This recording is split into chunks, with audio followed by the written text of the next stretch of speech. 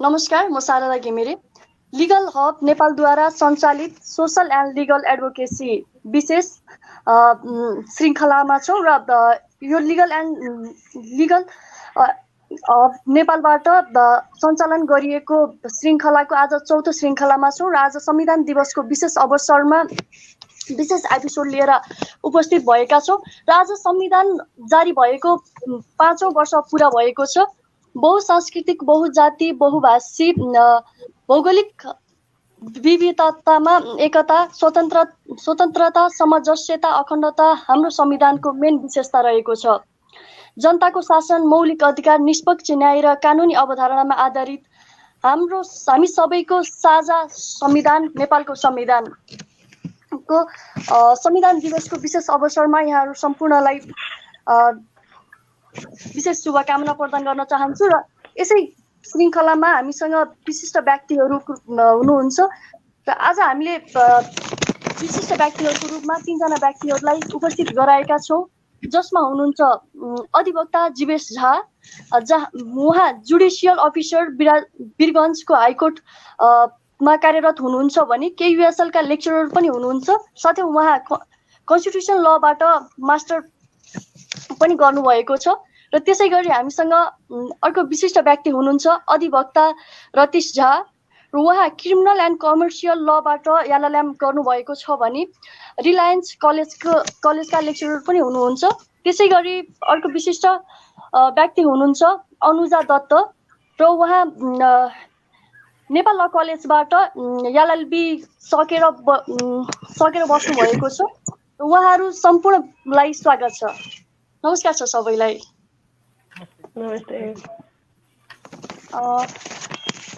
आज हामी संविधान दिवसको विशेष अवसरमा छौँ र यस विशेष अवसरमा चाहिँ सर्वप्रथम त म जीवेश झा सरलाई चाहिँ आफ्नो मन्तव्य तथा शुभकामना आफ्ना विचारहरू राख्न अनुरोध गर्दछु।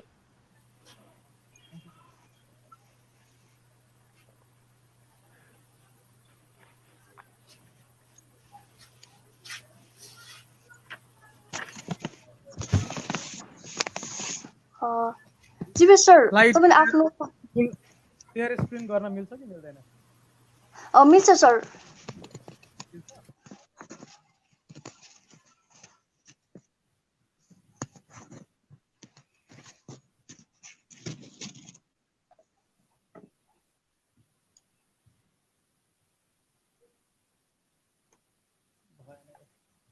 ठिकै छ, मेरोमा प्रब्लम आइरहेछ। म अब यतिकै सुरु गर्छु। त्यसो भए at first I would like to express my profound gratitude to Legal Hub Nepal for inviting me here. I'm Jivesh Jha. I'm currently working in Virganj High Court. At first, we are going to celebrate the 5th Constitution Day in our country. So it's already been 5 years that the Constitution of Nepal has come into force, and now we are going to celebrate it. There are some differences among the constitutional experts, that the Constitution of Nepal has some regressive provisions as well, and some of them argue that the Constitution of Nepal is one of the most progressive documents. So what are those progressive and regressive documents? I will be basically focusing on the progressive part, and if there is pros and cons, that part will be dealt by our advocate, next speaker, Ratish Jha. So he would be dealing with the pros and cons. So without wasting the time, let me allow to go with the progressive provisions. So what I see, this constitution was endorsed by 507 votes in 598 member Constituent Assembly. So there was only 57 Constituent Assembly members returned from voting in favor of the Constitution, and those 57 members were from the Madhesi parties alone. So Madhesi parties had reservation on the constitutional provisions. They had shown dissatisfaction over the constitutional arrangement in terms of this electoral representation, federal demarcation, and this non-acknowledgement of the word Madhes uprising in the preamble. Because if you see the preamble, other provisions, there are Madhes movement, this people's right movement, every other movement which had happened in Nepal has already been incorporated, but that word Madhes word was not added. So Madhesi parties thought that there are provisions like citizenship, and those provisions would lead Madhesi population into political marginalization. So they thought of going for a movement against that statute. So there were as 135-day long trade embargo across the Indo-Nepal border, and that southern unrest claimed more than 40 lives, where the police, Nepal police, has had gunned down 40 innocent lives from Madhesi community. They were protesting. There was peaceful protest against the constitution, but police violently attacked those Madhesis and gunned down 40 lives. So this is the bitter part of the constitutional promulgation. So despite this, what I believe that the parties which were on the street, the political figures or the activists or NGO activists who were on the street protesting against the constitution, they had miscommunicated about the constitutional provisions. They didn't dare to communicate the progressive part, or if they claim that certain provisions are regressive, then they should have communicated the things very correctly. But the communication was not made very fair.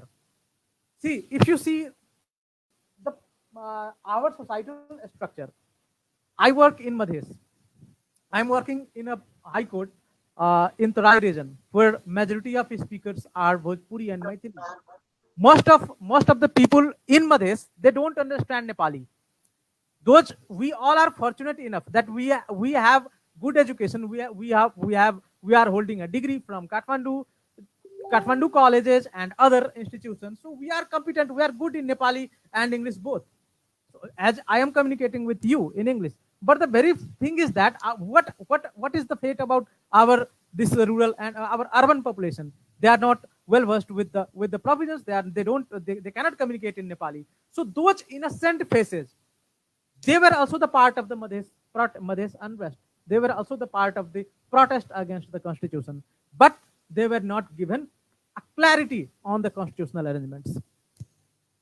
So what are the basic features? If someone will ask me to point out here, then I would only say that then I would only stress on the few things that like Indian constitution or like American constitution or like other constitutions of the world, this constitution is also giving a sufficient protection or harbor to the Federal Democratic Republic structure with the secular fabric. There is clear list of demarcation about the right, about the jurisdiction, about the lawmaking powers. For example, there has been clear demarcation of the rights and duties. If you see the lists, schedules, then there are 9 schedules, and in that every list there is a clear demarcation of the rights, that on which part certain government, for example, the central government or the provincial government or local government, whichever authorized to enact on the law. For example, disaster management is a shared responsibility of the 3-tier government system. So to combat or control the epidemic or even the pandemic or this coronavirus outbreak, even the central government, provincial government, or local bodies, they all are entitled to enact or adopt any policy for the combat or to fight against the pandemic or disaster-like situations. So in our country, constitution is supreme, and that constitution of Nepal incorporates fair corpus of laws which could be kept under the progressive nature. So there is a unique blend of unitary and federal feature of the constitution. Like, so far unitary nature, I have to discuss. It's a kind of replica of Indian constitution. If I have to say federal, most of the provisions are more or less similar to that of Indian constitution. This part will be further dealt by our next speaker, Advocate Ratish Jha. So now I'm jumping to the progressive arrangements. See, like the Australian Constitution or the Constitution of United States, our Constitution has also incorporated the federal spirit. Our 3-tier system of governance. This, for example, central government,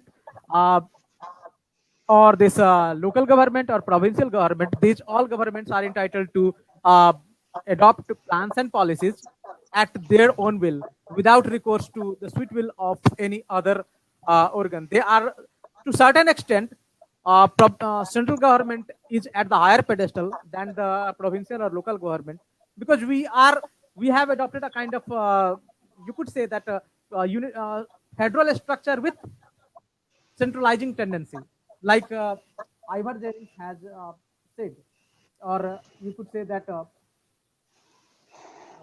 So, if I have to discuss about the provisions, one more provision I have to say that fundamental rights. In case of fundamental rights, we have made a very good move in incorporating all the rights, progressive features, or like the rights of Dalit, rights of transgender, rights of sexual minorities, and for example, we have Article 12. You could say that Article 12 says that a person is entitled to seek citizenship, and he doesn't need to go get a medical approval or medical surgery.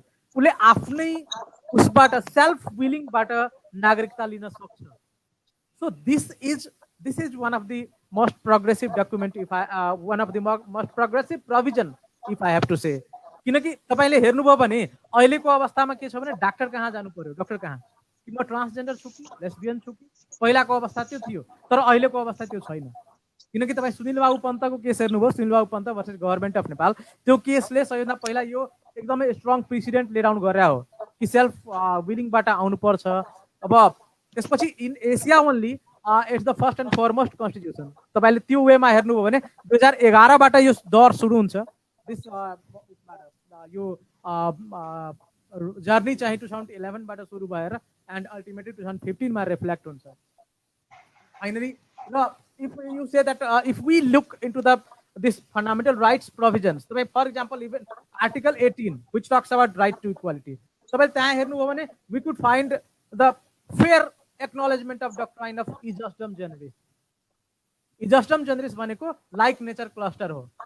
Indian Constitution को तपाईले Article 15 हेर्नुभयो भने no discrimination shall be made on the ground of caste, race, gender, place of birth, हैन, ethnicity यस्ता कुराहरू गर्छ. 5 वटा ground भन्छ. only 5 grounds are there. But in Article 18 तपाईले नेपालको कन्स्टिट्युसन को हेर्नुभयो भने उले सेक्सुअल माइनोरिटी को कुरा गर्दो रहेछ, त्यसपछि रिलिजन को कुरा गर्दो रहेछ, पोलिटिकल आइडियोलोजी को कुरा गर्दो रहेछ, डिसेबिलिटी को कुरा गर्दो रहेछ. त्यहाँ चाहिँ एकदमै जस्टम जनरसलाई पूर्ण रूपमा इनुमरेटिभ फर्ममा भनिदिएको छ. त्यहाँ हामी चाहिँ यो वेमा भोलिको दिनमा जुडिसियरीलाई एकदमै सजिलो हुँदो रहेछ के. म पढेको युनिभर्सिटीमा मेरो प्रोफेसर साहबले भन्नुहुन्थ्यो कि why there is protest against your constitution, because I find this constitution a most progressive document. This was his version. अनि मैले चाहिँ त्यो प्रश्नको जवाफ दिनुभन्दा उहाँलाई नै प्रश्न तेर्साएँ, ल त्यसो भए तपाईँ के आधारले भन्नुहुन्छ कि यो कन्स्टिट्युसन प्रोग्रेसिभ छ. Then he only asked me to read the fundamental rights. र तपाईले फन्डामेन्टल राइट्स पढ्नुभयो भने त्यहाँ चाहिँ इन्डियन कन्स्टिट्युसनको article 21 which talks about right to life and liberty, त्यहाँ चाहिँ राइट टु लाइफ एन्ड लिबर्टीमा ट्राभ्याक्स प्रिपरेटरिजहरू पनि हेर्नुभयो भने त्यहाँ डाक्टर बीआर अम्बेडकरले के भनेको पाइन्छ भने यहाँ चाहिँ अब कन्स्टिट्युसनमा धेरै long list of fundamental rights हाल्यौ भने article 12 to 35 of Indian constitution which talks about fundamental right, त्यसपछि 100 सम्म पुग्दो जान्छ. भोलिको दिनमा यदि धाराहरूको धारा उपधारा गर्दाखेरि अहिले त 395 आर्टिकल छ, भोलिको दिनमा 495 हुन्थ्यो. त्यही भएर उनले के भने भन्दाखेरि भोलिको दिनमा ट्राभ्याक्स प्रिपरेटरिज हेरौँ होला र त्यसपछि चाहिँ कन्स्टिट्युएन्ट एसेम्ब्ली डिबेट्स हेरौँला र all the rights are required to live a dignified life would be kept under right to life and liberty clause भनेर भनिदियो. त्यही भएर यदि हामी हेर्छौँ भने त्यहाँ चाहिँ जुडिसियल इन्टरभेन्सन, जुडिसियल क्रिएटिभिटीले फन्डामेन्टल राइट्सलाई एकदमै मजबुत बनाएको, कन्स्टिट्युसनल डकुमेन्टलाई एकदमै स्ट्रङ बनाएको देखिन्छ भने हामी कहाँ चाहिँ तपाईले हाम्रो प्रोभिजनहरू हेर्नुभयो भने देयर आर सर्टेन प्रोभिजन, त्यहाँ चाहिँ हामी निकै अगाडि छौँ अरू कन्ट्रिजहरूको कम्पेयरमा. अरू अब तपाईले मानौ न राइट्स अफ दलितको कुरा गर्नुहुन्छ हैन, अरू कन्ट्रीमा तपाईँ यस्तो दलित कमिसन कन्स्टिट्युसनली नै इम्पावर भएको एउटा कमिसन विथ पावर भएको तपाईँले त्यस्तो चाहिँ भेट्नुहुन्न. ल्याङ्ग्वेज कमिसनको कुरा गर्नुहोस् हैन, तपाईँ इन्डियामै जानुहोस्, इन्डियामा त ल्याङ्ग्वेज सेन्ट्रल गभर्मेन्ट ले चाहिँ एउटा official language of the union भन्छ सेन्ट्रल गभर्मेन्ट, त्यहाँ चाहिँ official language of the union is English. For त्यहाँको अफिसियल ल्याङ्ग्वेज एक्टले के भनिदिएको छ भने official language article 345 of Indian constitution talks about the language of the union होइन, हिन्दी र इङ्ग्लिस हुनुपर्छ भन्छ होइन। तर चाहिँ त्यहाँ अफिसियल ल्याङ्ग्वेज एक्ट बनाएपछि त्यहाँ चाहिँ इङ्ग्लिसलाई अनन्तकालसम्म पनि official language of the union बनाउन सकिन्छ भनेर भनिदियो। National language India doesn't have any national language. हाम्रो केसमा हेर्नुहोस् कतिसम्म प्रोग्रेसिभ छ भने each and every language which is spoken in Nepal shall be the national language bhancha, and still we say that Nepal constitution is a regressive document. Isn't it? Isn't this sound a bit what you say that the funny? अब त्यही कन्स्टिट्युसनलाई protest गर्ने 135 days सम्म trade embargo पनि लगाउने र त्यही constitutional provision भित्र रहेर सरकारमा पनि जाने र त्यही सत्ता स्वार्थको रसास्वादन पनि गर्ने, संविधानको विरोध पनि गर्ने, कालो दिवस पनि मनाउने हैन, र बाटोमा चाहिँ संविधान विरोधी नारा पनि लगाउने। अनि त्यो चाहिँ कहाँसम्मको जायज हो त? कि त अब सत्ता छोड्नु पर्यो, बाटोमै जानु पर्यो फेरि हैन। अब कन्स्टिट्युसनल ल भित्रै परिधिमा पनि बसेर अनि कन्स्टिट्युसनलाई गाली गरेर त्यो त सरेआम देशद्रोही काम हो, त्यो अरू केही पनि होइन। In broad day like they should be treated as a traitor. त्यो देशद्रोही भन्दा बाहेक उनीहरूको अरू केही संज्ञा दिन मिल्दैन। अब नेपाल जस्तो अलिकति हामी पुवर कन्ट्री भएको कारणले मात्रै छोड्या हौँ, नभए त यदि यस्तै काम इन्डियामा अथवा अरू देशमा भएको भए जेल हालिसकिन्थ्यो। त्यही भएर अब यो ठाउँमा हाम्रो जस्तो ठाउँमा अब प्रोग्रेसिभ के हो त? हामीले कम्युनिकेटै गर्न सकेनौँ। अस्तिको तपाईँ सिटिजनसिप अमेन्डमेन्ट बिल पनि ल्याउने कुरामा तपाईँ हेर्नुहोस् न कति वितण्डा मचाए, राम्रो कुरा कम्युनिकेटै गरिदिएनन्। मतलब मानव सही कुरा त भनिदिनु पर्छ नि जनतालाई होइन। अब म त ठाडो बोल्छु किनकि एनजिओको खेतीमा मैले लागेको छैन, तर यो सब कुराहरूले चाहिँ एक लेभलको चाहिँ नेगेटिभ इम्प्याक्ट हाम्रै कन्स्टिट्युसनलिजमलाई चाहिँ धक्का दिने काम चाहिँ गर्छ है। जस्तो तपाईँ म अहिले राइट्स अफ एलजिबिटिजको कुरा गरौँ, पुरा वर्ल्डमा एकदमै धेरै लिटरेचरहरूमा नेपालको कन्स्टिट्युसनलाई कोट गरिएको छ। Nepal constitution had been widely praised for incorporating the fair corpus of laws for the protection and promotion of the rights of LGBT. तपाईँले एलजिबिटिजको राइट्सहरूलाई हेर्नु भने फर इक्जाम्पल आर्टिकल 12 लाई हेर्नुहोस् भने उसले के भन्छ भने citizenship certificate along with gender identity भन्छ। र त्यो जेन्डर आइडेन्टिटी तपाईँले there is no request to take medical certificate or any सर्जनको एडभाइस चाहिँदैन। तपाईँ भनिदिनुहोस् मेरो कुन जेन्डर हो, तपाईँले पाउनुहुन्छ नागरिकता। त्यही भएर म एउटा प्याराग्राफ पढेर सुनाउन चाहन्छु। यो चाहिँ नेपाल कन्स्टिट्युसनको बारेमा एउटा रिसर्चर श्लोमिता राई भन्ने छिन्। She is an Indian, she practices at the Supreme Court of India. In 2015, in her dissertation, she had written, quote, geographical size doesn't matter.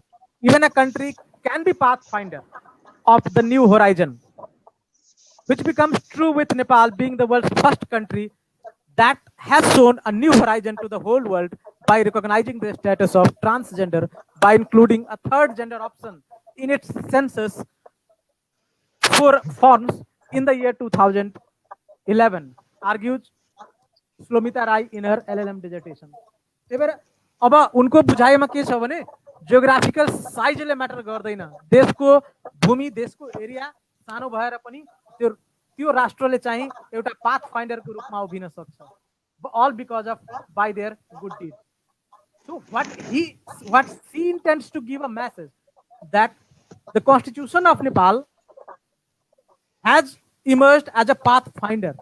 If we read the provisions which are for mainstreaming the rights and this concerns of the transgender and disabled persons or the other vulnerable group of citizens. Especially now, even the secular fabric of our country, secularism provision, even that came under attack. But I find the secular provision of our constitution very progressive. So if we read Article 4 of the Constitution declares Nepal as a secular democratic republic. But the thing is that there is an explanation clause behind. There is an explanation clause, or you can say that proviso with that provision with Article 4. which says that Sanatan Dharma, which means that respecting prehistoric tradition and religious cultural freedom. यो भनेको के हो भने upholding धर्म,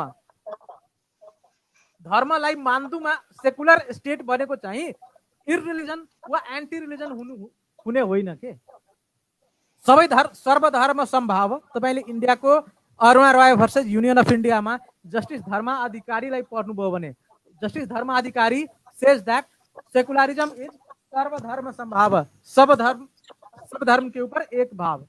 भन्नुको अर्थ के हो भने सबै रिलिजन सभी धर्म एक है, वो आप मानो, आप जिस धर्म को मानते हो आप मान सकते हो। इट मीन्स दैट आप यू आर फुली इंटाइटल्ड टू प्रोफेस, प्रैक्टिस और propagate any religion by your own choice. So secularism भनेको चाहिँ अब त्यो चाहिँ हाम्रो Dipendra Jha sir, chief attorney of province 2, he in his book Federal Nepal Trials and Tribunals, he writes that Sanatan Dharma, the use of Sanatan Dharma is alternative name of Hindu religion. He finds that arrangement regressive in nature. He finds the secular character of our constitution very regressive because our constitution has incorporated the word Sanatan Dharma, and he finds that Sanatan Dharma is a replica of that Hindu character. Again, यदि हामी एउटा Oxford युनिभर्सिटीको professor चायरा लेटिजियालाई यदि हामी हेर्छौं भने उनले के भन्छन् भने what she said that cow slaughtering is still outlawed in Nepal. गौ हत्या त नेपालमा अझै ब्यान छ। यदि गौ हत्या ब्यान भयो भने सेकुलरिज्म कसरी भयो त? अब उनको बुझाइमा सेकुलर कन्ट्री हुँदैमा गाई हत्या, गौ हत्या, गाई काटेर मासु खानै पर्यो, गाईको बिफ, उनको बुझाइ त्यो छ। अब सेकुलरिज्मको बुझाइ हेर्नुस् है विद्वानहरुको। त्यसपछि म अब Dr. B.R. Ambedkar, who is the chief architect of Indian Constitution, he says that secular state doesn't mean that we shall take into consideration the religious sentiment. हैन, we shall disregard religious sentiment like disregard गर्ने होइन, हामी religious sentiment लाई consider गर्ने हो, consider नै नगर्ने होइन। What he says that Parliament shall not make any law or impose any particular religion on any other people. त्यो हो सेकुलरिज्म। कुनै एउटा ल को प्रोटेक्सन र प्रमोसन का लागि कुनै एउटा रिलिजनलाई हामी ल बनाउँदैनौं, त्यो हो सेकुलरिज्म। र सबै धर्मलाई हामी एक मान्छौं, कुनै धर्मलाई हामी तिमी आफ्नो धर्म नमनाऊ भनेर हामी त्यसलाई त्योमाथि इम्पोज ड्युटी इम्पोज गर्दैनौं। That is secularism. तर तपाईले अर्को कन्टेक्स्टमा हेर्नुभयो भने even Gopala Krishna versus state of Kerala, त्यहाँ सुप्रिम कोर्टको रुलिङ के भयो भने secularism doesn't mean the creation of an atheist society. Secularism atheist society बनाउने पनि होइन। त्यही भएर चाहिँ जुन हामी कहाँ अर्को हेरौं, हामी कहाँ चलि आएको कुरामा, सनातन धर्मदेखि चलि आएको कुरामा हामी त्यहाँ चाहिँ कुनै बात नै छैन भन्ने किसिमले हामी मेसेज गर्यौं। त्यसको एउटा राम्रो एक्जाम्पल हेरौं न। There is a central Haj committee, there is a central Haj committee within the premise of Singha Durbar. Central Haj committee receive subsidy, हैन, त्यो मक्का मदिना जानलाई चाहिँ मुसलमानहरुलाई मक्का Madina पठाउनलाई central Haj committee receive subsidy from the government of Nepal. उनीहरु चाहिँ, तर हिन्दूको लागि त्यो व्यवस्था छैन। तर के हो भने हिन्दूवादीहरुले के भन्न सक्छन्, मुसलमानको लागि किन त? ए बाबा त्यो त सदियौंदेखि चल्दै आएको प्रथा हो। हाम्रो लले त क्लियर भनेको छ कन्स्टिट्युसनले, सनातनदेखि चलिआएको कुरामा कुनै बाधा पर्ने छैन। अनि चलिआएको, त्यही भएर त माइनोरिटी राइट त, त्यो हाम्रो देशमा माइनोरिटी कम्युनिटी हो। तपाई हामी माइनोरिटी भएको भए पाकिस्तानमा हिन्दूलाई त मानौ, पाकिस्तानको कुरा छोड्देऊ, हिन्दूलाई त्यहाँ रिलिजियस पर्सिक्युसन छ, त्यो डेमोक्रेटिक स्टेटै होइन। यदि हामी सपोज यहाँ हिन्दू डेमोक्रेटिक प्र्याक्टिस त्यस्तै प्र्याक्टिस गरेको जस्तो अहिले हामी गरिरहेका छौं, यदि हामी if we were in minority the same arrangement could have been there for us, हैन। त्यही भएर त्यो कुरा, यो जुन आर्टिकल 4 को एक्सप्लेनेसन क्लजले त्यसको कन्स्टिट्युसनल भ्यालिडिटीलाई ओके भन्दो रहेछ के। त्यही भएर हामी चाहिँ अलिकति बोल्दाखेरि, अलिकति मेसेज गर्दाखेरि, कम्युनिकेट गर्दाखेरि अलि हामी चुकेको, अलि हामी बढी हतारमा आएको, अलि हामी बढी फरेन पावरहरुको नजिक आएर चाहिँ उनीहरुको इन्ट्रेस्ट सर्भ गरेको जस्तो म देख्दछु यिनीहरुलाई।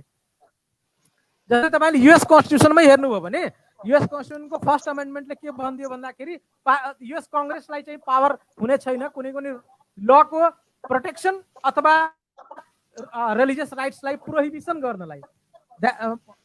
if I have to dictate that US Congress shall not have power to make law for prohibition of exercise of right to religion भनेर भन्छ के।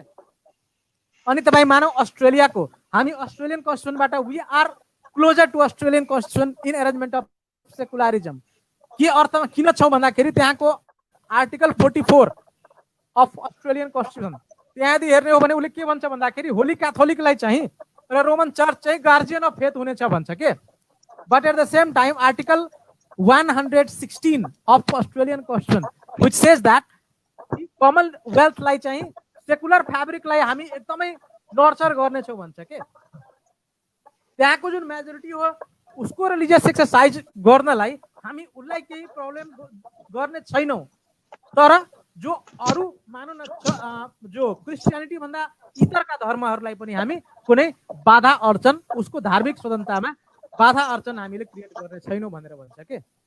त्यही भएर हाम्रो केसको जुन हाम्रो जुन सेकुलरिजमको प्रोभिजन हो द्याट सेकुलरिजमको प्रोभिजन चाहिँ इररिलिजन वा एन्टी रिलिजन अथवा एथेस्ट सोसाइटी क्रिएट गर्ने मकसदले त्यो प्रोभिजन राखिएको होइन। त्यो प्रोभिजन के मात्र हो भन्दाखेरि each and every person shall have the right to propagate and practise the religion by his own choice.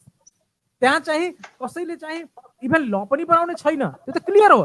र इभन सेकुलरिजमको तपाईँ हामीले यदि हेर्ने हो भने कन्सेप्ट यो त एउटा इङ्ग्लिस कन्सेप्ट हो। त्यहाँको चर्च र पोपको कुरा हो, त्यहाँ चाहिँ पोप र उसको स्टेटको रिलेसनको कुरा हो। त न हाम्रो केसमा चर्च थियो न पोप छ। त्यो सेकुलरिजमको कन्सेप्ट हामी कहाँ एप्लिकेबलै हुँदैन। त्यही भएर इन्डियामा हेर्नु हो भने धर्मनिरपेक्ष भन्दैन सेकुलरिजमलाई, त्यहाँ पन्थ निरपेक्षता भन्छ हिन्दीमा। धर्मनिरपेक्षता हुँदै होइन, त्यो पन्थ निरपेक्षता हो। पन्थ भनेको सेक्ट हो। जस्तै हिन्दूमा हेर्नु हो भने हिन्दुजममा बुद्धिस्ट छन्, जैन छन् होइन। अब अहिले मैले नै बिलोङ गरेको गायत्री परिवार होला होइन। मानव यस्ता पन्थहरूको, त्यही भएर इन्डियाले के भनिदियो भन्दाखेरि सेकुलरिजमको कन्सेप्ट हामी कहाँ किन पनि छैन भने हामी कहाँ न चर्च थियो न पोप थियो भने हामी त्यो कन्सेप्टलाई किन मान्दिने। त्यही भएर सेकुलरिजमको अर्को त्यसको इङ्ग्लिस राम्रो शब्द भेटिएन त्यही कुरोलाई। अब त्यही इङ्ग्लिस शब्द छ त्यो रहन देऊ, तर हिन्दीमा चाहिँ धर्मनिरपेक्षता नभन है, त्यो गलत हुन्छ। अनि पन्थ निरपेक्षता भनियो। त्यही भएर हाम्रो केसमा के छ भने त्यो क्रिटिसिजम गर्नुभन्दा अलिकति लिटरेचर पढ्दा अलिकति कहाँबाट आयो, हामीले कन्सेप्ट कहाँबाट लियौँ त्यो पनि बुझ्दाखेरि राम्रो। ल्याङ्ग्वेजको कुरामा म अब 1-3-4 मिनटमा सकिन्छु। जस्तै ल्याङ्ग्वेजको कुरामा हेर्नुभयो भने हाम्रो केसमा नेपाल कन्स्टिट्युसनले के भन्छ भन्दाखेरि all the languages which are spoken in Nepal shall be the national language। भन्नुको अर्थ के हो भने म एउटा तराईको even in Rajviraj if I speak Maithili then my language, my mother tongue is also the national language of my country। So constitutionally my mother tongue is a national language।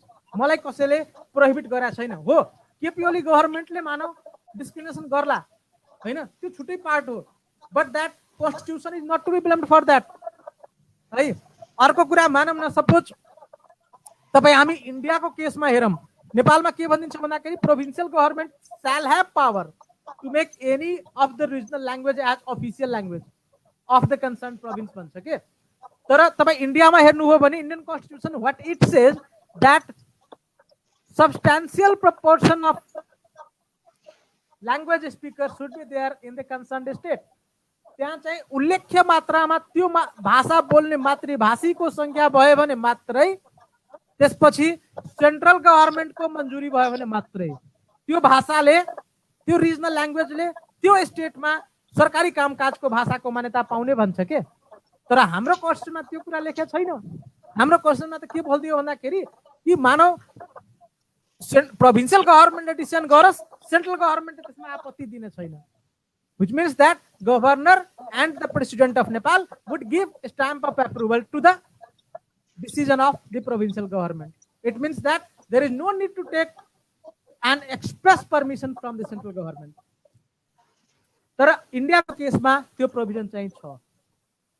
Official ल्याङ्ग्वेजको कुरा गरौँ, official ल्याङ्ग्वेजमा Nepali in Devanagari script which is the official language of Nepal, no doubt. तर इन्डियाको केसमा official ल्याङ्ग्वेजमा अलिकति difference छ। प्रोभिन्समा चाहिँ provincial languages would be the official language, तर त्यहाँ हिन्दी र इङ्ग्लिसलाई दुईटालाई चाहिँ official language of the union भनिएको छ। युनियन भनेको चाहिँ सेन्ट्रल गभर्नमेन्ट है। त्यहाँ सेन्ट्रल गभर्नमेन्टमा तर त्यहाँ चाहिँ एउटा अफिसियल ल्याङ्ग्वेज एक्ट 1963 इनाक्ट गरिन्छ, which says that English shall be used for indefinite period, अनिश्चित अनन्तकालसम्म अंग्रेजी चाहिँ युज गर्न सकिन्छ। किन त्यो प्रोभिजन अनन्तकालसम्म हालियो भन्दाखेरि इन्डियन क्वेसनको ल्याङ्ग्वेज प्रोभिजनमा हेर्नुभयो भने फर 15 इयर्ससम्मको लागि मात्र इङ्ग्लिस चाहिँ official language of the union भनिएको थियो। तर त्यो प्रोभिजनलाई चाहिँ सरपास गर्नलाई that act, this official language act 1963 was enacted, which says that English could be used for indefinite period as official language of union।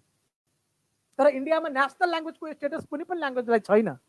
यो चाहिँ बेला बेलामा चाहिँ इन्डियालाई अलिकति त्यो इन्डियन क्वेसनको बारेमा अध्ययन नगरेकाहरूले चाहिँ अलिकति नराम्रा मेसेज, अलिकति ब्याड मेसेज के दिने गर्छन् भन्दाखेरि Hindi is the official language of India. No, Hindi or English, there is no official language, there is no national language of India.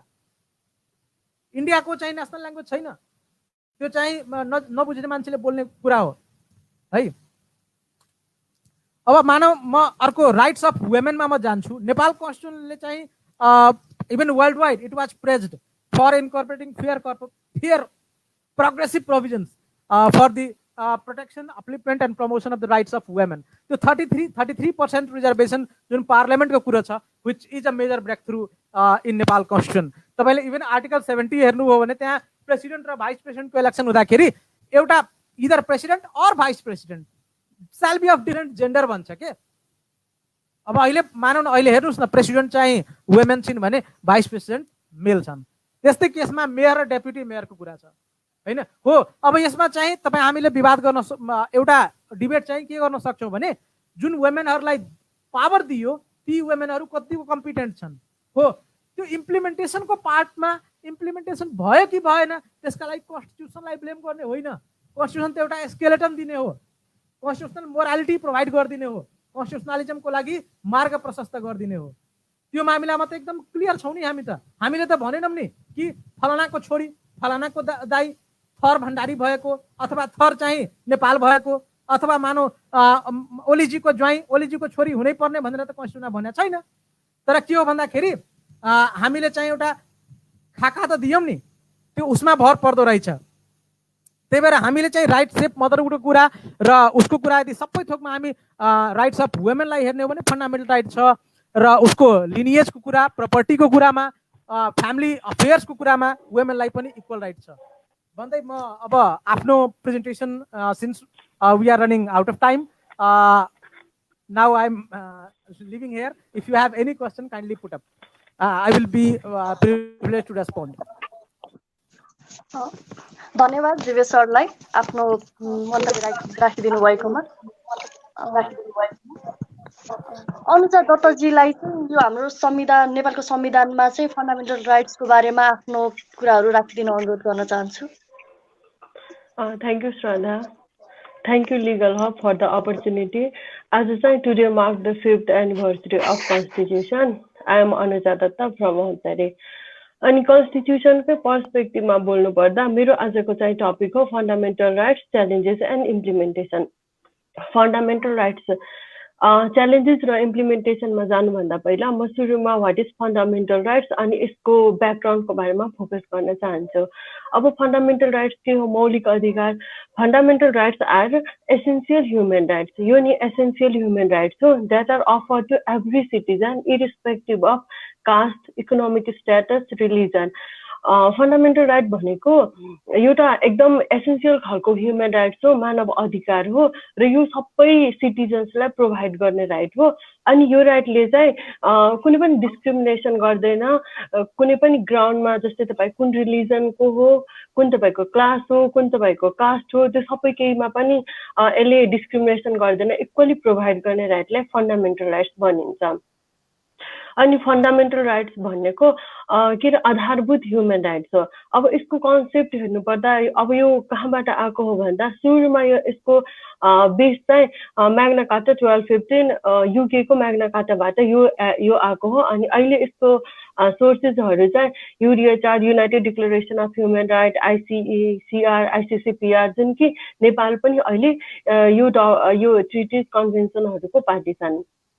अब यो फन्डामेन्टल राइट चाहिँ कन्स्टिट्युसनमै किन राख्नुपर्छ भनेर एउटा ठुलो क्वेसन हुन्छ किनकि अब स्टेटको त कति धेरै कामहरू हुन्छ नि कति धेरै फङ्सन्सहरू हुन्छ त्यो फङ्सन्सले गर्दा कुनै पनि मान्छेको राइट चाहिँ भायोलेट नहोस् भनेर त्यो कन्स्टिट्युसनमै राखेको हुन्छ एज जीवेश सरले भन्नुभएको कन्स्टिट्युसन भनेको एउटा फ्रेमवर्क हो त्यसले एउटा फ्रेमवर्क प्रोभाइड गर्छ अनि कन्स्टिट्युसनकै भित्रमा रहेर लजहरू बनाउनु पर्छ अनि कुनै पनि लज यदि कन्ट्राडिक्ट भयो भने त्यो नल एन्ड भोइड हुन्छ त्यसैको लागि यो कन्स्टिट्युसनल राइट कन्स्टिट्युसनमै राखेको हो कि कुनै पनि मान्छेको राइट चाहिँ भायोलेट नहोस् र कुनै पनि लज यदि बनोस् भने त्यसको कन्ट्राडिक्टमा नबनोस् भनेर अनि ह्युमन राइटले फन्डामेन्टल राइट्सले ह्युमन राइटलाई प्रमोट गर्ने काम गर्छ अनि त्यसपछि प्रोटेक्सन पनि गर्ने काम गर्छ फन्डामेन्टल राइट्स भनेको नेगेटिभ राइट्स हो अब हाम्रो नेगेटिभ पोजिटिभ भनेर राइट्स हुन्छ जस्तै डिरेक्टिभ प्रिन्सिपल पोजिटिभ राइट्स हो त्यस्तै यो फन्डामेन्टल राइट्स चाहिँ नेगेटिभ राइट्स हो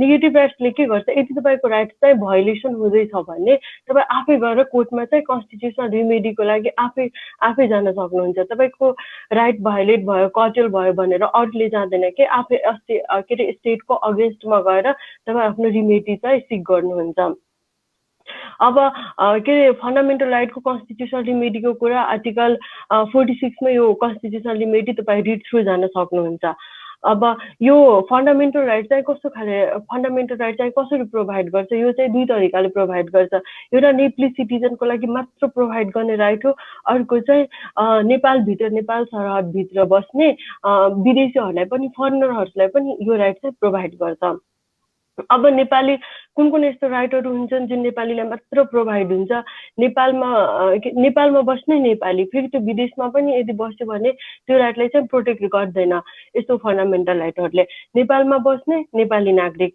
जस्तै स्वतन्त्रताको हक भयो फ्रिडम राइट टु फ्रिडम त्यसपछि इक्वालिटीको कुरा भयो सम्पत्तिको हकको कुरा भयो रोजगारीको कुरा भयो यो कुराहरू चाहिँ नेपालीको लागि मात्र हुन्छ म एउटा केसबाट यो कुरा चाहिँ क्लियर गर्छु एउटा रोबर्ट प्यानर भन्ने एकजना मान्छे हुन्छ क्यानेडियन नागरिक Robert Penner versus department of इमिग्रेसनको केस हो यो केसमा के भएको हुन्छ रोबर्ट प्यानर भन्ने क्यानेडियन नागरिक हुन्छ उसले चाहिँ ट्विटरमा केही लेखेको हुन्छ ट्विटरमा केही लेख्दैमा उसको डिपार्टमेन्ट अफ इमिग्रेसनले उसको भिजा चाहिँ खारेज गरिदिन्छ अब उसले रेमेडीको लागि कोर्ट जान्छ कि मेरो भिजा किन खारेज गर्नु पर्यो मैले चाहिँ right to freedom opinion and एक्सप्रेसनलाई मैले एक्सर्साइज गरेको यो राइट मलाई त डिपार्टमेन्ट अफ इमिग्रेसनले मेरो चाहिँ भिजा खारेज गरिदिनु भएन अनि कोर्टले चाहिँ के भन्छ कोर्टले के इस्टाब्लिस गर्छ होइन यो राइट टु कुनै यस्तो राइट हुन्छ जुन नेपाली नागरिकको लागि मात्र हुन्छ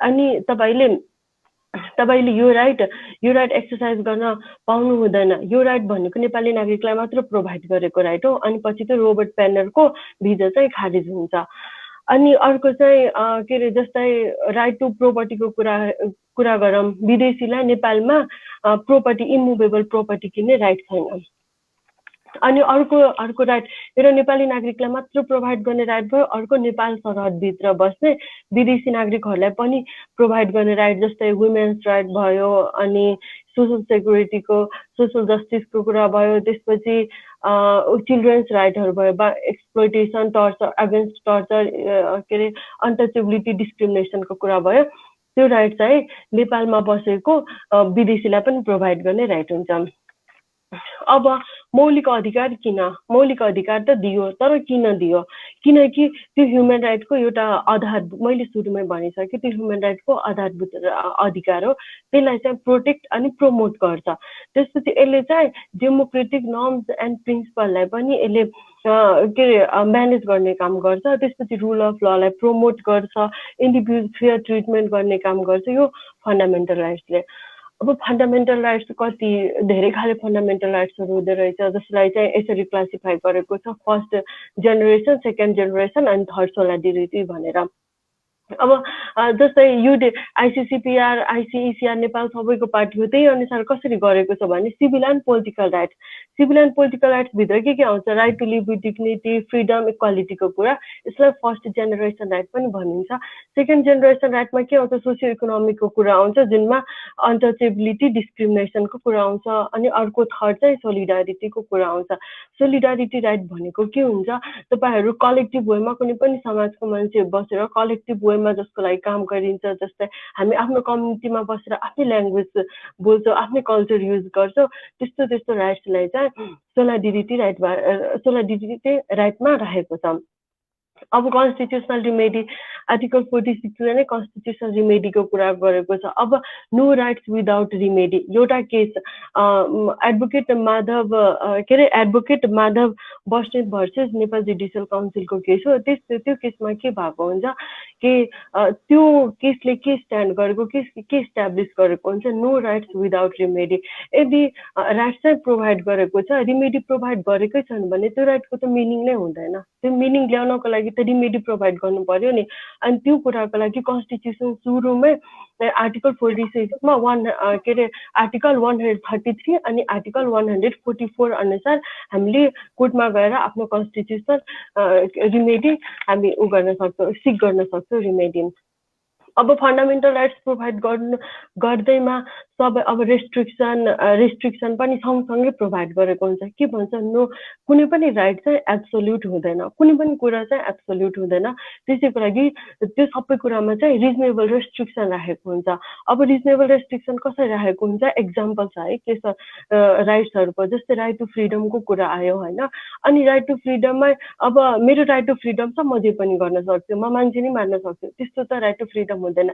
राइट टु फ्रिडम भनेको कुनै पनि मान्छेलाई कन्ट्रीको सोभरेनिटी, नेसनल इन्ट्रेस्टहरूलाई सबैलाई हेरेर त्यसको अगेन्स्टमा नजानको लागि त्यो कुरा सर्टेन रिजनेबल रेस्ट्रिक्सनहरू राखेको हुन्छ। जस्तै इक्वालिटीकै कुरा गरौँ, इक्वालिटीमा अब सबैजनालाई इक्वल ट्रिटमेन्ट गरेर त हुँदैन। सबै अब भनरेबल मान्छेहरूलाई अलिक मोर अपर्च्युनिटीहरू दिनुपर्छ, विशेष संरक्षण गर्नुपर्छ पछाडि परेका वर्गहरूलाई। त्यसैको लागि कुनै पनि राइट चाहिँ एब्सोल्युट हुँदैन, त्यसलाई सर्टेन रेस्ट्रिक्सन लिमिटेसनमा राख्नुपर्छ। यतिसम्म पनि पार्ट 30मा इमर्जेन्सी पावर कुरा गरेको छ। अब प्रेसिडेन्टले इमर्जेन्सी पावर लगाउँछ। अनि प्रेसिडेन्टले कसरी इमर्जेन्सी पावर लगाएको बेला, जस्तै अब माओइस्ट इन्सर्जेन्सीको कुरा भयो, त्यसपछि अहिलेको पेन्डेमिकको कुरा भयो, त्यो पेन्डेमिकमा जस्तै लकडाउन गरेको छ, प्रोहिबिटरी अर्डरहरू दिएको छ। अनि त्यस्तो बेला हाम्रो राइट चाहिँ कटेल हुन्छ नि, हामीले एक्सर्साइज गर्न पाउँदैनौँ कि त्यो राइट्सहरू। अनि त्यो राइटको लागि फेरि हामी त्यसको अगेन्स्टमा जान पनि मिल्दैन कि कोर्टमा। अनि त्यतिखेर त्यो राइटलाई चाहिँ रेस्ट्रिक्ट मान्छेहरूको राइट चाहिँ कटेल हुन्छ नै त्यतिखेर। अनि तर सर्टेन कुनै राइट छ जुन कि इमर्जेन्सी पावरमा पनि कटेल हुँदैन, जुन कि बन्दी प्रत्यक्षीकरण तपाईँहरूले सुन्नु भएको होला, हेबियस कर्पसको कुराहरू लकडाउनको बेला पनि हेबियस कर्पस बन्दी प्रत्यक्षीकरणको केसहरू चाहिँ कोर्टमा चलिरहेथ्यो। अनि अर्को मैले धेरैपल्ट मानव अधिकारको कुरा गरेँ, तपाईँहरूले लाग्न सक्छ फन्डामेन्टल राइट्स अनि मानव अधिकार भनेको एउटै कुरा हो त, एउटै कुरा होइन। फन्डामेन्टल राइट्स भनेको हुन्छ कुनै पनि कन्ट्रीको कन्स्टिट्युसनले प्रोभाइड गर्ने राइटलाई चाहिँ फन्डामेन्टल राइट भनिन्छ भने ह्युमन राइट भनेको तपाईँले मानव भएकै नाताले प्रोभाइड गर्ने राइटलाई ह्युमन राइट भनिन्छ। ह्युमन राइट चाहिँ जता पनि तपाईँ यो युनिभर्स ग्रुप जहाँ पनि जानुभयो भने तपाईँले त्यो राइट एक्सर्साइज गर्न पाउनुहुन्छ। तर फन्डामेन्टल राइट चाहिँ तपाईँको कन्स्टिट्युसनमा ग्यारेन्टिड गरेकै हुन्छ कि हुनुपर्छ, कि ग्यारेन्टी गरेको हुनुपर्छ, अनि मात्र तपाईँले त्यो कुरालाई एक्सर्साइज गर्न इन्जोय गर्न पाउनुहुन्छ। जस्तै भनिन्छ नि सबै मौलिक हक ह्युमन राइट हो, तर सबै ह्युमन राइट चाहिँ मौलिक हक होइन। अब म यो चाहिँ यति चाहिँ फन्डामेन्टल राइट्सको ब्याकग्राउन्ड भयो। अब म च्यालेन्जेसतिर जान्छु। फन्डामेन्टल राइटलाई एक्सर्साइज गर्न के च्यालेन्ज आएको छ। सिटिजन्सहरू अहिले पनि डिप्राइभ छन् कि त्यो कन्स्टिट्युसनल रिमेडीको एक्सर्साइज के अरे कन्स्टिट्युसनल राइटहरूलाई एक्सर्साइज गर्न अहिले पनि मान्छेहरू डिप्राइभ छन् कि सिटिजनहरू डिप्राइभ छन् किनकि अब आर्टिकल 47 मा के भनेको छ कि कन्स्टिट्युसन यो माथिको जुन 16 देखि 46 सम्म जति पनि राइट प्रोभाइड गरेको छ त्यो राइटलाई एक्सर्साइज गर्ने त्यो राइटलाई इम्प्लिमेन्टेसन गर्न हामीले कानुन बनाएर अनि इम्प्लिमेन्ट गर्नुपर्छ त्यसको लागि कानुन बनाउनु पर्छ कति टाइम दियो 3 वर्षको अवधि दिएको छ 3 वर्षभित्र कानुन ल्याइसक्नुपर्छ तर गभर्नमेन्टले यति दिन भइसक्दा पनि प्रोपरली सबै कानुन ल्याउन सकेको छैन बल्ल बल्ल 16 वटा कानुन आएको छ त्यो पनि एक दिन पहिला त्यो म्याद सकिनुको एक दिन पहिला गभर्नमेन्टले 16 वटा कानुन ल्याएको छन् त्यो के अरे कन्स्टिट्युसनल राइटलाई इम्प्लिमेन्टेसन गर्नको लागि अनि एउटा के अरे फर्मर चिफ जस्टिस कल्याण श्रेष्ठको एउटा इन्टरभ्यूले उहाँको इन्टरभ्यूमा के लेखेको थियो कि हामीले आफ्नो कन्स्टिट्युसनल राइटलाई इम्प्लिमेन्टेसन गर्नको लागि इन्जोय गर्नको लागि रुल्स रेगुलेसन सबै टाइममै ल्याउनुपर्छ यदि त्यो टाइममा ल्याउन सकेन भने हामीले त्यो कुरालाई चाहिँ इम्प्लिमेन्ट गर्न मिल्दैन अर्को च्यालेन्जेस के हो फन्डामेन्टल राइट्स नै अर्नामेन्टल जस्तै देखियो कि अब सजावटको लागि आए जस्तै देखियो कि यो कन्स्टिट्युसनमा छ तर हामीले त्यो कुरालाई इम्प्लिमेन्ट गर्न सकिरहेको छैनौँ अब कन्स्टिट्युसनमा भएको कुरालाई त इम्प्लिमेन्ट पनि गर्नु पर्यो नि न त त्यो कन्स्टिट्युसनलिजमको त कन्सेप्ट नै आएन खै त कन्स्टिट्युसन र कन्स्टिट्युसनलिजम फरक कुरा हो जहाँ कन्स्टिट्युसनको प्रोपरली इम्प्लिमेन्टेसन हुन्छ भने त्यो ठाउँमा कन्स्टिट्युसनलिजम पनि हुन्छ जस्तै त्यो अर्नामेन्टल अब कन्स्टिट्युसनमै राखेर सबै कुरालाई ठिक छ कन्स्टिट्युसन एकदम राम्रो छ हाम्रो कन्स्टिट्युसन एकदम धेरै छ कन्स्टिट्युसन मोटो डकुमेन्ट छ त्यो मोटो डकुमेन्ट देखाएर हुँदैन त्यो मोटो डकुमेन्टलाई इम्प्लिमेन्ट पनि गर्नु पर्यो टाइममै गर्नु पर्यो इम्प्लिमेन्ट यदि टाइममा इम्प्लिमेन्ट भएन भने त्यो मान्छेहरूको त राइट कर्टेल हुन्छ नि मान्छेहरू वञ्चित हुँदै जान्छन् आफ्नो राइटबाट यतिसम्म पनि हेर्न मिलेको छ कि हाम्रो जुन फन्डामेन्टल राइट्स कति 31 वटा फन्डामेन्टल राइट्स रहेछ त्यति धेरै फन्डामेन्टल राइट्स राख्नुको त अर्थ नै भएन यसरी हेर्दा नेपाल त second and third largest country जुन कि ग्यारेन्टी गरेको छ कन्स्टिट्युसन राइटलाई त्यस्तै देखिन्छ जब कि यस्तो हुनु भएन अर्को च्यालेन्जेस चाहिँ के हो अब फन्डामेन्टल राइट यति धेरै त राखियो तर त्यसको लागि रिसोर्सेसहरू पनि त गभर्नमेन्टले रिसोर्सेसहरूको पनि पर्याप्त रिसोर्सेसहरू हुनुपर्छ तर त्यहाँ रिसोर्सेसहरू नै हुँदैन के रिसोर्सेसहरूको कमीले पनि फन्डामेन्टल राइट्सलाई प्रोपरली एक्सर्साइज गर्न इम्प्लिमेन्ट गर्न चाहिँ गाह्रो हुन्छ अनि मान्छेहरूले फेरि यो चाहिँ नेगेटिभ राइट हो अघि मैले भने जस्तै नेगेटिभ राइट हो पोजिटिभ राइट होइन नेगेटिभ राइटमा के हुन्छ मान्छेहरू आफै क्लेम गर्न जानुपर्छ कि आफ्नो कन्स्टिट्युसन रिमेडीको लागि आफै क्लेम गर्न जानुपर्छ अब क्लेम गर्न जानुपर्दा कसरी क्लेम गर्ने त मान्छेलाई त्यो नै थाहा हुँदैन कि मैले कसरी क्लेम गर्ने मेरो राइट यो हो अनि यो राइटको लागि यो राइट मेरो भाइलेट भयो भनेर थाहा नै हुँदैन कि मान्छेहरूलाई जस्तै यदि अब हामी सबजना लिगल फिल्डको भएर हामीलाई हाम्रो फन्डामेन्टल राइट के हो भनेर थाहा हुन्छ तर एजुकेटेड पर्सन इभन अर्बन एरियाको पनि मान्छेहरू एजुकेटेड त हुन्छन् एजुकेटेड मान्छेहरूलाई पनि मेरो फन्डामेन्टल राइट के हो भनेर थाहा हुँदैन अनि त्यतिखेर यो त अनअवेयरको कुरा भयो मान्छेहरू जबसम्म अवेयर हुँदैन उनीहरूले कसरी कम्प्लेन गर्छन् त कसरी कोर्टमा जान्छन् त यो सबै पनि च्यालेन्ज नै भयो यसको लागि गभर्नमेन्टले त्यस्तो अवेरनेस प्रोग्रामहरू टाइम टाइम प्रोभाइड गर्नुपर्छ भर्चुअली आफै गएर पनि प्रोभाइड गर्नुपर्छ कि मान्छेहरूले आफ्नो राइट्सको बारेमा थाहा पाओस् भनेर के हो राइट अनि जब मान्छेको राइट भायोलेट हुन्छ त्यतिखेर मान्छे गएर कोर्टमा सिक गर्छ आफ्नो रिमेडी अब धेरै फन्डामेन्टल राइट्स थपेर पनि भएन 31 वटा झन् 2063 को भन्दा अहिले चाहिँ कति धेरै थपेको छ त्यो थपिँदै जानु फेरि अर्को कन्स्टिट्युसन आयो फेरि थपिनु त्यो थपिँदै जानेले भन्दा पनि अहिले भएको कन्स्टिट्युसनमा भएको फन्डामेन्टल राइटलाई हामी कसरी इम्प्लिमेन्ट गर्ने हो कि त्यो बाटोतिर जानुपर्छ त्यसको लागि गभर्नमेन्टलाई भिजन पनि छैन अनि त्यसको लागि न भिजन छ न रिसोर्स छ न गभर्नमेन्ट छ कन्सियस पनि छैनन् कि त्यो कुराको लागि कि कसरी गर्ने हो भनेर त्यो कुराको लागि प्रोपर भिजन हुनुपर्छ। अब एक्जाम्पलकै रूपमा लिउँ, बेरोजगारीको हक रोजगारीको हक, राइट टु इम्प्लोइमेन्ट।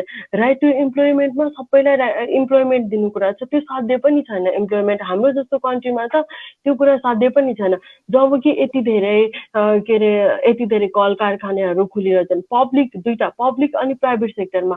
पब्लिक सेक्टरमा पनि सालकै त निकाल्छन्, गभर्मेन्ट सेक्टरमा सालकै निकाल्छन्, तर त्यो पनि कति थोरै सिटहरू हुन्छ। अब प्राइभेट एरियामा हेर्नु पर्दा प्राइभेट एरियामा पनि त्यति धेरै अपर्च्युनिटी छैन। बेरोजगारीहरूको लागि अपर्च्युनिटी छैन रोजगार प्रोभाइड गर्ने।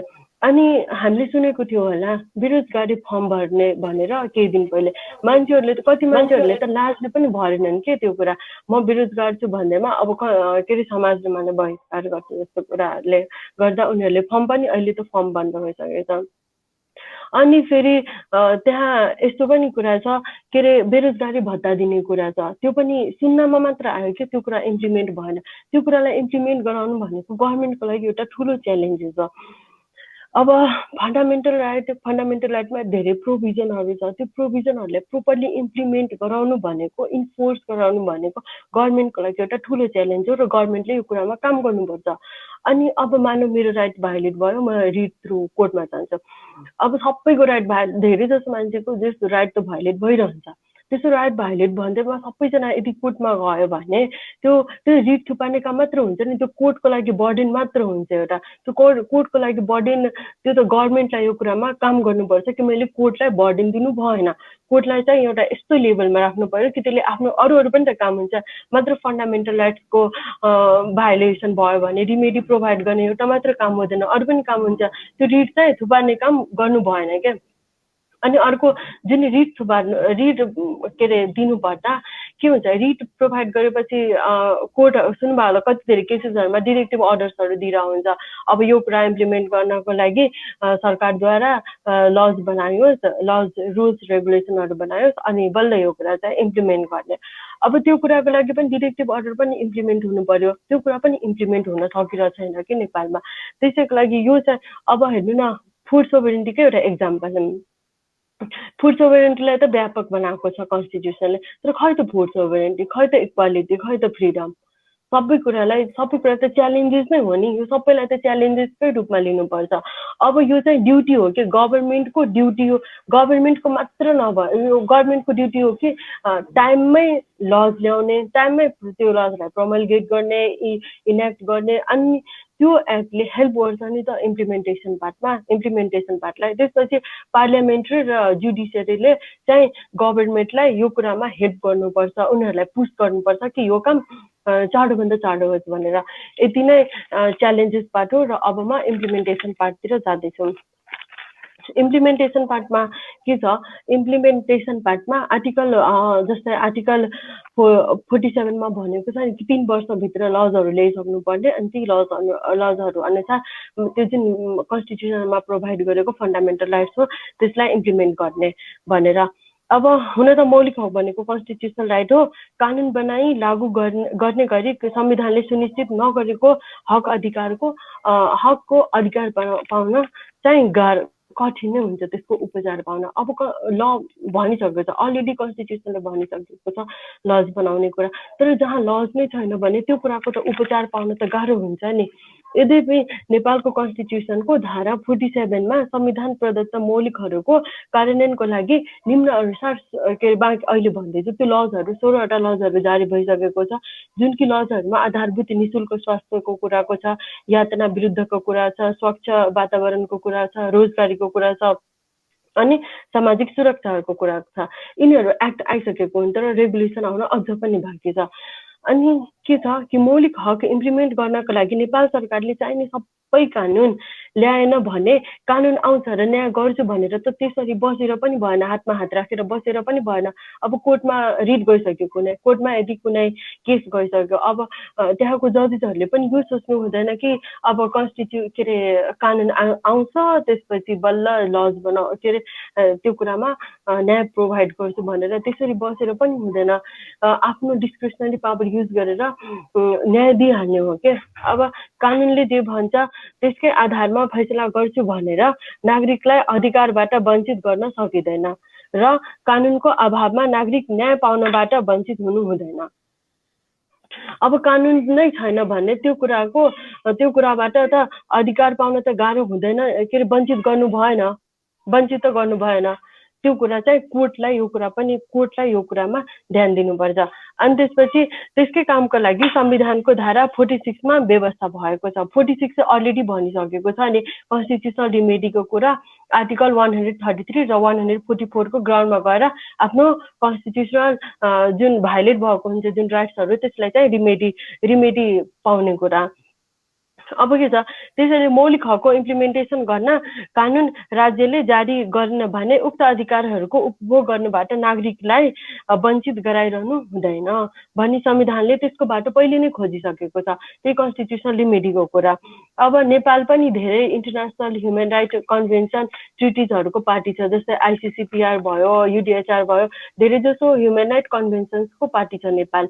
अनि त्यो कति धेरै अब नेपालमा पनि मोनोइजम र डुअलिजमको कुरा आउँछ। अब कुनै पार्टी कुनै कन्भेन्सनहरू साइन गरिसकेको छ नेपालले, तर त्यसलाई अब के अरे कानुनै बनाएर कार्यान्वयन गर्ने भनेर हुन्छ, अर्को चाहिँ यतिकै पनि इन्कर्पोरेट गरेर त्यो कुरालाई इम्प्लिमेन्ट गर्न मिल्छ। अब कुनै अधिकारहरू यस्तो पनि छन् जुन कि कार्यान्वयन नगर्ने खाले, के अरे कार्यान्वयन हुने खाले अधिकारहरू छ, कानुन बनाइराख्नु पर्दैन। जस्तै हेल्थ एजुकेसनको कुरा भयो, हाउसिङ ड्रिङ्किङ वाटरको कुराहरू भयो। यी अधिकारहरूको लागि इम्प्लिमेन्टेसनको लागि कानुन नै चाहिन्छ वा अदालत नै कुद्नुपर्ने कुरा हुँदैन। जस्तै के अरे अदालतले कानुन नै कुद्नुपर्ने कुरा भएन। जस्तै हाम्रो चाहिँ कस्तो सिस्टमको एडभर्सरियल सिस्टमको कन्ट्री हो, त्यसमा कमन ल सिस्टम भनिन्छ। कमन ल सिस्टममा के हुन्छ, जहाँ जहाँ कानुनमा ग्याप छ, जहाँ जहाँ लुप होल छ कानुनमा, त्यहाँ चाहिँ आफैले पनि त्यसको के अरे जजेसहरूले आफ्नो गुड कन्साइन्समा आफ्नो डिस्क्रिसनरी पावर युज गरेर चाहिँ जस्टिस दिने हो के।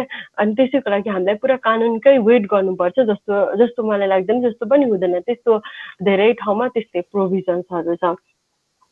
त्यस्तो धेरै एक्जाम्पल्सहरू पनि छन् कि जहाँ कन्ट्रीले, जहाँ कोर्टहरूले त्यसरी जजमेन्टहरू दिएको छ, पुरा कानुनै कुरेर बसेको छैनन्। तर यहाँ क्वेसन के उठ्छ भने कि कानुन मात्रै पर्याप्त छ र? कानुन त ल्यायो तर पर्याप्त छ र त्यो कानुनमा त कति धेरै लुपहोल्सहरू हुन्छ नि।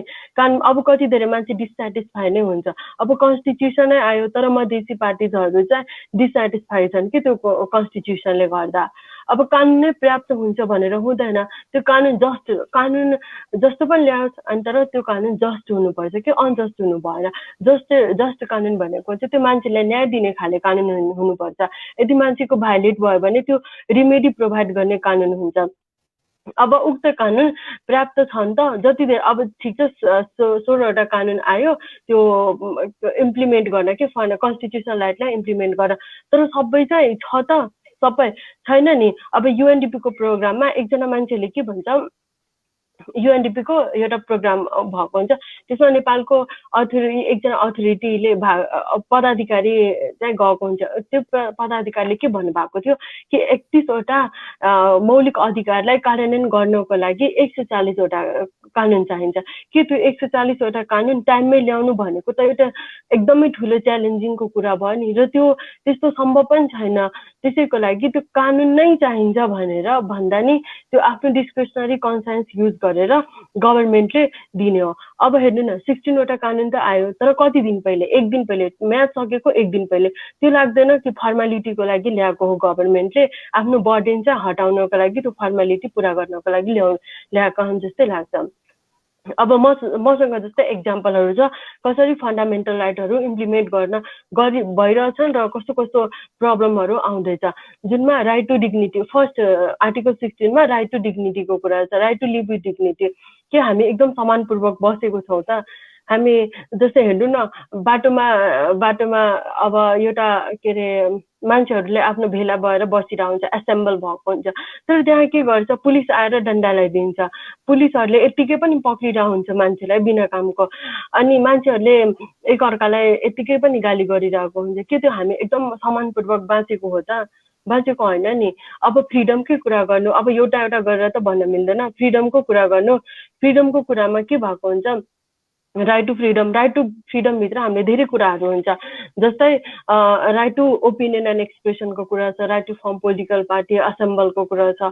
अब राइट टु फ्रिडममा के प्रब्लम आउँछ, ठिक छ तपाईँको राइट छ, राइट टु फ्रिडम तपाईँले एक्सर्साइज गर्न पाउनुहुन्छ, तर त्यहाँ कुरा के छ, अलि धेरै इन्फ्लुएन्सियल खालको जुन मान्छेहरू छ नि उनीहरूले आफ्नो सोसियल मिडियामा केही लेख्दैमा अलि धेरै इन्फ्लुएन्सर खालकोमा उनीहरूलाई पुलिसले अरेस्ट गर्छ। केही दिन पहिला सुन्नुभयो होला भीम उपाध्यायको, उहाँ फर्मर सेक्रेटरी हो गभर्मेन्ट अफ नेपालको, उहाँको सुन्नुभयो होला, उहाँ अरेस्ट हुनुभएको आफ्नो ट्विटर फेसबुकमा केही लेखेर।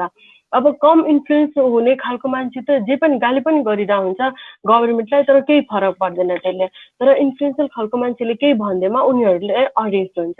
अब आर्टिकल 18 को कुरा गर्ने, राइट टु इक्वालिटीको कुरा, राइट टु इक्वालिटीमा के प्रब्लम हुन्छ, मान्छेहरू राइट टु इक्वालिटी अनि त्यहाँ अलरेडी कुरा छ कि पोजिटिभ डिस्क्रिमिनेसन एन्ड अनइक्वल ट्रिटमेन्टको कुरा, के अरे पोजिटिभ डिस्क्रिमिनेसनको कुरा छ, मान्छेहरूलाई अपलिफ्ट गर्ने, इम्पावर गर्ने। तर राइट टु इक्वालिटीमा के प्रब्लम छ, मान्छेहरू चाहिँ मोर देन इक्वल छन् क्या। जस्तै गरिब रिच मान्छेहरू भयो, रिच मान्छेहरूलाई अलिक धेरै उनीहरूलाई ट्रिटमेन्ट पाउँछ कि उनीहरूले, त्यो कुरा भयो। अब राइट टु जस्टिसकै कुरा हेर्नु कि हामीले सबैजना जस्टिस पाएकै छौँ, तर पाएको छैनौँ नि, गरिबहरूले त कति धेरै इन्जस्टिसमै बाँचिरहेको छन्। जस्तै यहाँ एउटा क्वेसन के छ, एउटा क्वेसन के आएको छ, सुन्नु न म्याम एकैछिन, सरी है, हाम्रो अलिकति टाइम पनि केयर गर्नुपर्ने भएको हुनाले अनि त्यसपछि हामीसँग अलिकति क्वेसन पनि भएको हुनाले अलिकति सर्ट गरिदिने कोसिस गरिदिनुहोस् ल। अनि त्यसपछि लिगल एडको कुरा भयो। त्यो गरिबहरूले त अब लिगल एड भन्दैमा कति धेरै प्रोभिजनहरू छ कि कन्स्टिट्युसन, जस्तै एक्ट नै छ लिगल एडको, त्यो एक्टमा अब छ के अरे लिगल एडको कुराहरू, जस्तै डिस्ट्रिक्ट कोर्टले प्रोभाइड गर्छ, हाइकोर्ट अनि त्यसपछि सुप्रिम कोर्ट, तर के अरे त्यो चाहिँ इफेक्टिभ छैन। त्यो इफेक्टिभ बनाउने काम हामीले चाहिँ गर्नुपर्छ। त्यो कन्स्टिट्युसनमा फन्डामेन्टल राइटको लुपहरू अनि त्यसपछि कसरी इम्प्लिमेन्टेसन हुँदैछ त्यो कुरा छ। अनि अर्को अब फन्डामेन्टल राइटलाई कसरी implement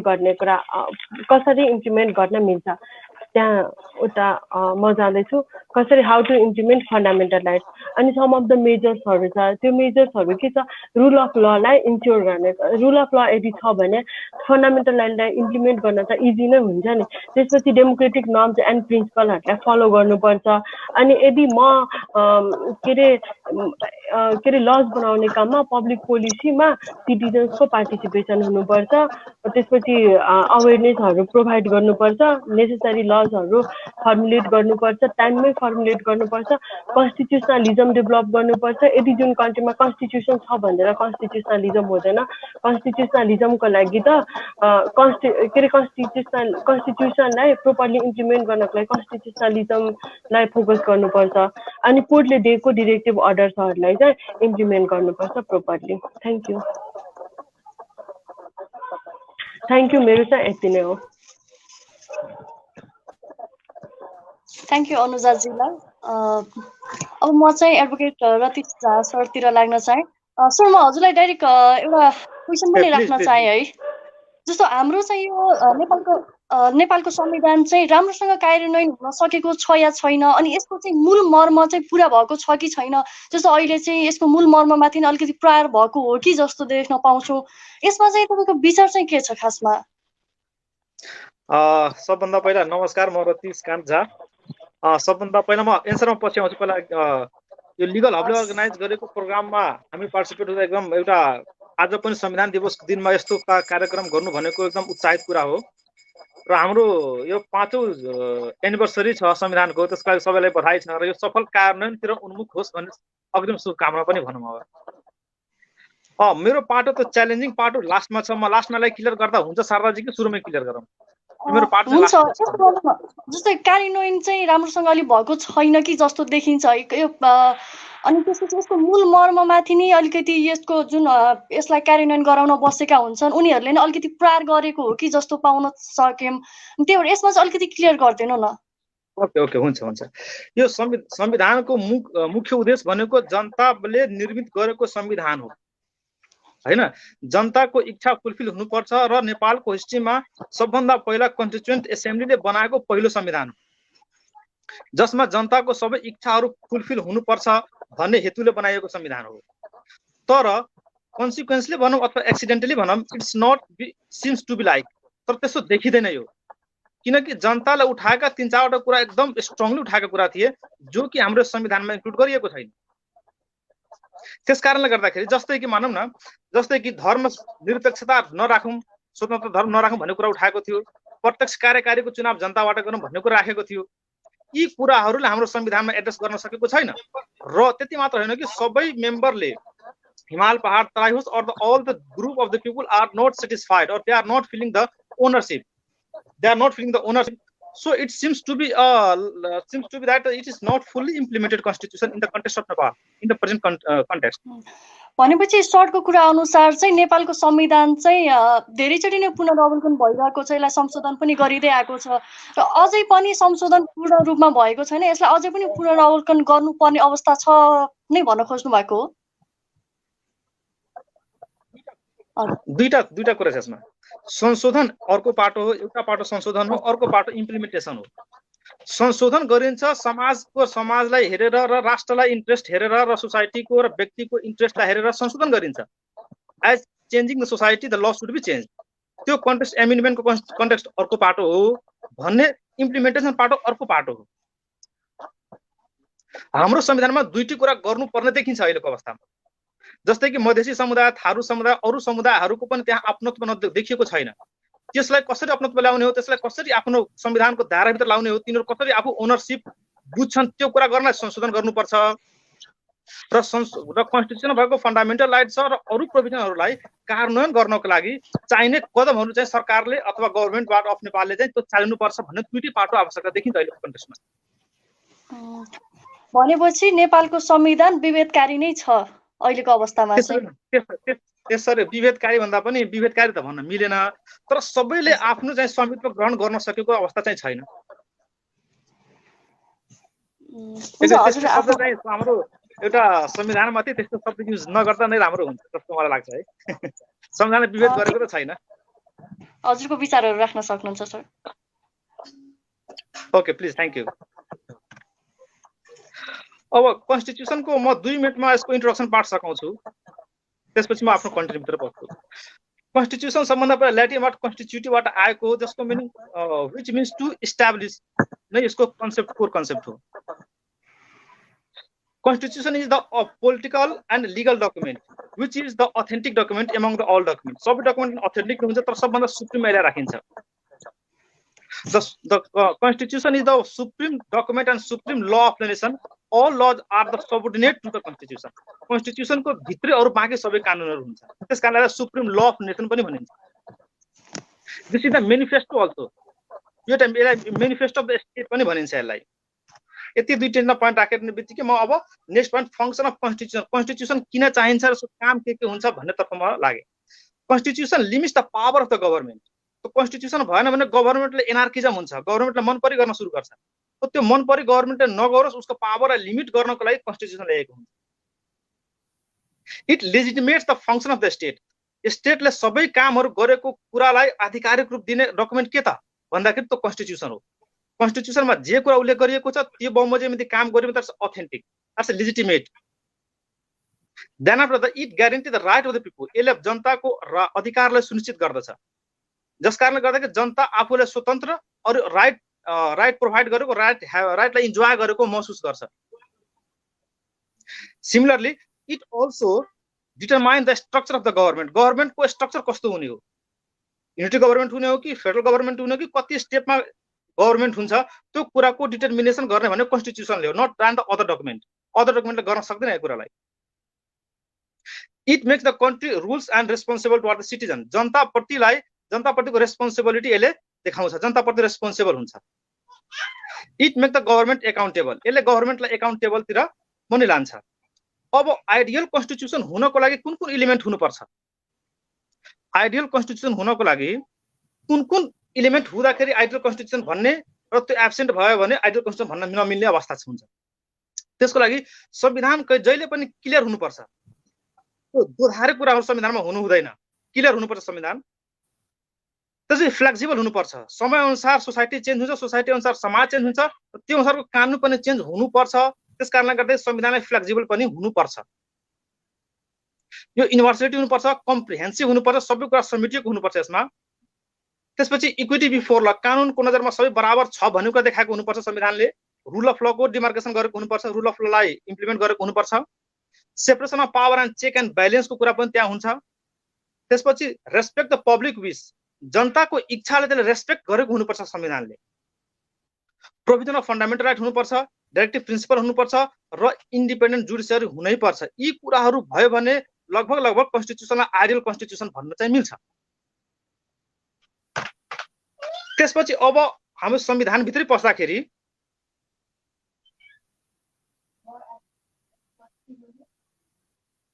are you hearing me? हजुर रति सर, तपाईको भोइस आइरहेछ सर राम्ररी। ओके।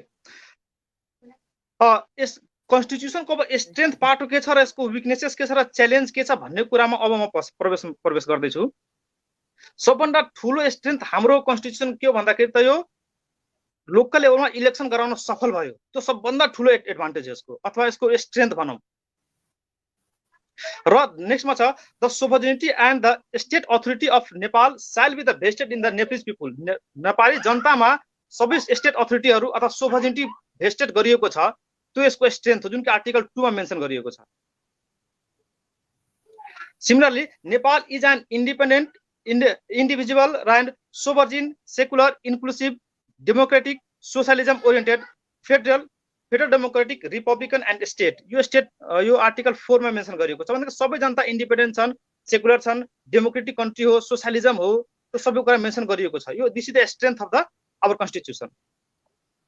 र यो राष्ट्र हितको पनि हाम्रो संविधानमा उल्लेख गरिएको छ, द्याट्स इन आर्टिकल 5 मा।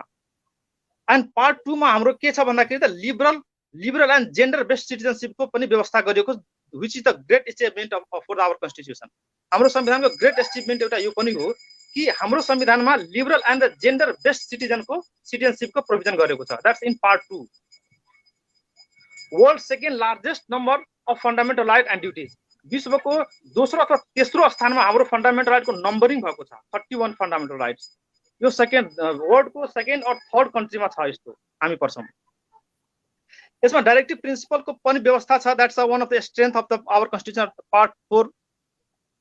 Then part 21 to 27 the provision of the constitutional organs, constitutional अर्गनको पनि मेन्सन गरिएको छ हाम्रो कन्स्टिट्युसनमा, that's the strength of our constitution. Similarly, provision of the separation of power and check and balance is also mentioned. And there are many more provisions like as a constitutionalism, there's a capable and fair independent judiciary, rule of law, democracy, conduct election on the local level, I mentioned that. Then the flexible constitutions हाम्रो constitution I mean गर्न सजिलो छ, त्यस्तो खारो एकदम complex provision छैन। यो एउटा राम्रो कन्स्टिट्युसनको पार्ट हुन्छ, किनकि चेन्जिङ सोसाइटीले एड्रेस गर्न सक्छ र संविधानलाई चाहिँ रिभोक गर्न त्यति छिटो सकिँदैन यसमा, किनकि चेन्जिङ सोसाइटीले एड्रेस गर्यो भने संविधानको विरुद्धमा आन्दोलन र मान्छे कमै जान्छ, त्यही भएर यो एउटा पोजिटिभ एस्पेक्ट पनि यसको हो। पिपुल सोभरेन छ, ह्युमन राइट्सको एड्रेस गरेको छ, हेल्थ फ्रेन्चाइज छ, पिरियडिक इलेक्सन छ, प्रेस फ्रिडम छ, इक्विटी बिफोर ल छ, and the concept of stable गभर्नमेन्टको पनि कन्सेप्ट ल्याएको हो। त्यसकारणले हाम्रो संविधानको मेरिट पक्ष अथवा स्ट्रेन्थ पक्ष यो छ भन्ने कुरा म यहाँ व्यक्त गर्न चाहे। र अर्को विकनेसेसको कुरा गर्दाखेरि I am not the against of the constitution, म कन्स्टिट्युसनको एगेन्स्ट गरेर क्रिटिसिजम गरेको होइन कि म यो संविधानलाई सहर्ष स्वीकार गरेर यसमा भएका केही कमी कमजोरी मात्रै यहाँ उल्लेख गर्न चाहेको हो। This is I think this is one of the CLS of the constitution, critical legal study of the constitution only. This is not against of the constitution. So please, I think you all understand about this topic. हाम्रो संविधानमा धेरै त हैन, तर अलिकति कमी के कमजोरी छ भने lack of the ownership in different group of people. सबै ग्रुप अफ पिपलले ओनरशिप महसुस गर्न सकेको छैन, यो मेरो संविधान हो भन्ने कुराको अपनत्व त्यहाँ देखिएको छैन। त्यो मधेसी ग्रुपको होस् अथवा महिला पनि छन्, दलित पनि छन्, थारू छन्, यस्ता धेरै ग्रुपको पिपुलले यो संविधानले मेरो आफ्नो संविधान हो भन्ने स्वीकार गर्न अहिलेसम्म पनि सक्षम छैनन्।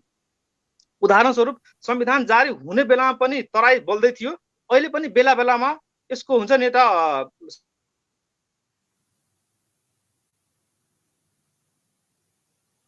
श्रृङ्खलितको अलिकति अभाव छ कि भन्ने कुरा मलाई लागेको।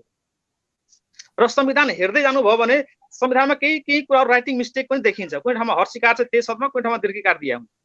र संविधान भनेको फिक्स हुन्छ, जे लेखिन्छ त्यसको मिनिङ त्यही हुन्छ। त्यो संविधानमा त्यस्तै उच्चारण लेख्नु भनेको त्यो एउटा one of the great weaknesses, त्यो सबभन्दा ठुलो एक्सिडेन्ट हो त्यो भविष्यको लागि। And the provision of the constitution seems to be include the ideology of the political party. यो पोलिटिकल पार्टी सबै पोलिटिकल पार्टीको आइडियोलोजीको कलेक्सन मात्रै देखिएको हो। कोहीले भन्छ समाजवाद उन्मुख भन्छ, कोही समाजवादमा आधारित भन्छ, दुईटै फरक फरक कुरा हो नि। हाम्रो रुलिङ पार्टीको जुन जुन आइडियोलोजी छ त्यो सबै आइडियोलोजीले ल्याएर यहाँ राखिदिएको देखिन्छ। कतिपय कुरा एउटै कुरा विरोधाभास पनि देखिएको छ। त्यो कुरा अलिकति ल्याकिङ हो कि हाम्रो संविधानमा भन्ने कुरा मलाई अनुभूति भएको त्यो कुरा हो। त्यसपछि डबल एन्ड ट्रिपल ट्याक्स सिस्टमको पनि प्रोभिजन छ, जुन कि अहिलेको विश्वमा धेरै कन्ट्रीहरू त्यसलाई इभोल्युट गर्दै आएको कुरालाई हाम्रो यो लले यसलाई अलिकति एक्सेप्ट गरेको छ कि भन्ने कुरा मलाई लागेको हो।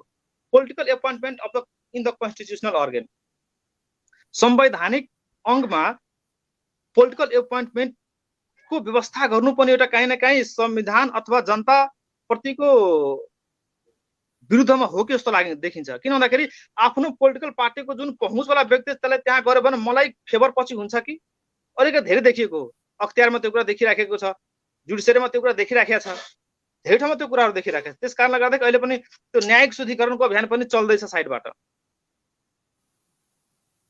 त्यस कारणले यो पोलिटिकल एपोइन्टमेन्ट नभइकन on the basis of capability and क्यापेसिटीको आधारमा गऱ्यो भने राम्रो हुन्थ्यो भन्ने कुरा यसको चाहिँ विकनेसेस एउटा त्यो देखिन्छ। Fundamental rights are not fully implemented, जुन अनुजाजीले क्लियर पारिसक्नु भएको छ, यसमा म डिटेलमा गइन। फन्डामेन्टलको धेरै प्रोभिजनहरूलाई अहिले फुल्ली इम्प्लिमेन्टेसन छैन। राइट टु हेल्थ पनि अब एउटा इक्जाम्पल मात्रै दिन्छु म। राइट टु हेल्थको पनि अहिले इम्प्लिमेन्टेसन छ त राम्रोसँग देखिन्छ त? एउटा सर्वसाधारण जनतालाई, नेपाली जनतालाई खाना लाउन गाह्रो छ भने उसले आफ्नै पैसाले पिसिआर टेस्ट गराउने अरे, कहीँ जानु पर्यो भने आफ्नो पैसाले सेल्फ पेइङ क्वारेन्टाइन बस्नुपर्ने अरे, यो सबै कुरा त कहाँबाट जनताले देख्न सक्छ? राइट टु एजुकेसन पनि त्यस्तै छ, राइट टु फुड पनि त्यस्तै छ, राइट टु फुड सेक्युरिटी पनि त्यस्तै छ। त्यस्ता धेरै कुराहरू छन्।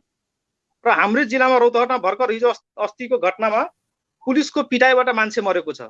टर्चर त एगेन्स्ट हाम्रो फन्डामेन्टल राइट टु एगेन्स्ट त टर्चर भइएको छ, तैपनि कारागारमै मान्छे पुलिसको पिटाइबाट मर्नु भनेको त संविधानको अथवा फन्डामेन्टलको फुल इम्प्लिमेन्टेसन हो कि होइन भन्ने प्रश्न त उठ्यो नि त्यहाँ त। त्यस कारणले गर्दाखेरि यो पाटो पनि एउटा विकनेसेस हो कि जस्तो मलाई लाग्छ। त्यसपछि यस प्लिज हजुरले यो कुरा जोड्दै गर्दाखेरि म हजुरसँग लगायत सम्पूर्णलाई एउटा क्वेसन गर्न चाहे। जस्तो कि अहिले हाम्रो नेपालमा चाहिँ विभिन्न किसिमका विरोधको लागि चाहिँ आन्दोलन गर्दै आइरहन्छ। त्यो आन्दोलनमा चाहिँ प्रहरीले प्रत्यक्ष रूपमा हस्तक्षेप गरेको, मतलब विभिन्न किसिमका प्रहरी आफै पनि त्यसमा घाइते भइरहेको देख्न पाइन्छ। प्लस त्यहाँ आन्दोलनकर्ताहरू पनि के अरे घाइते भइरहेको देख्न पाइन्छ। कतिपय अवस्थामा टाउको फुटेको या उनीहरूको शारीरिक क्षति पुगिरहेको हुन्छ। यसको बारेमा चाहिँ संविधानले चाहिँ के कस्तो व्यवस्था गरेको छ? यो त के अरे सरकारले नै संविधानको विरुद्धमा गएर हस्तक्षेप गरेको होइन र? यसको बारेमा क्लियर पार्नु। मसँग हो कि अरू सरमानसँग हो? हजुरसँग पनि सुरुमा चाहिँ हजुरसँग राखेँ अनि प्लस सबैलाई नै यो क्वेसन।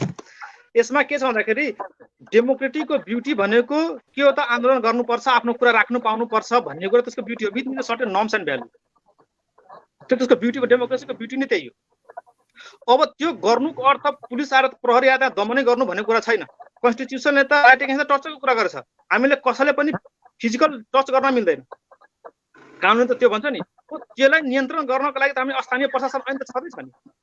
स्थानीय प्रशासन ऐनले कहीँ पनि भन्दैन कि मान्छेहरू प्रोटेस्ट गर्ने बित्तिकै उसको टाउकोमा लट्ठी हान, उसको खुट्टै भाँच्दे, उसले मार्दै भने त कहीँ पनि भनेको छैन। त्यो जानु भनेको त रुल अफ लको एगेन्स्ट जानु हो नि। रुल अफ लको एगेन्स्ट जानु भनेको संविधानको एगेन्स्ट जानु होइन भन्ने कुरा छ मेरो तर्क रह्यो। अब अरू सरहरू म्याडमको के छ कुरा? अनुजजी हजुरले चाहिँ के भन्न चाहनुहुन्छ यसको बारेमा? जस्तो अब हजुर आफै अलि ह्युमन राइट्सको बारेमा बोलिरहनु भयो। यो त के अरे सरासरी हाम्रो जुन मानव अधिकार छ त्यो नै हनन गरेको भएन र? आफ्नो कुरा त राख्नु पाउनु पर्यो नि।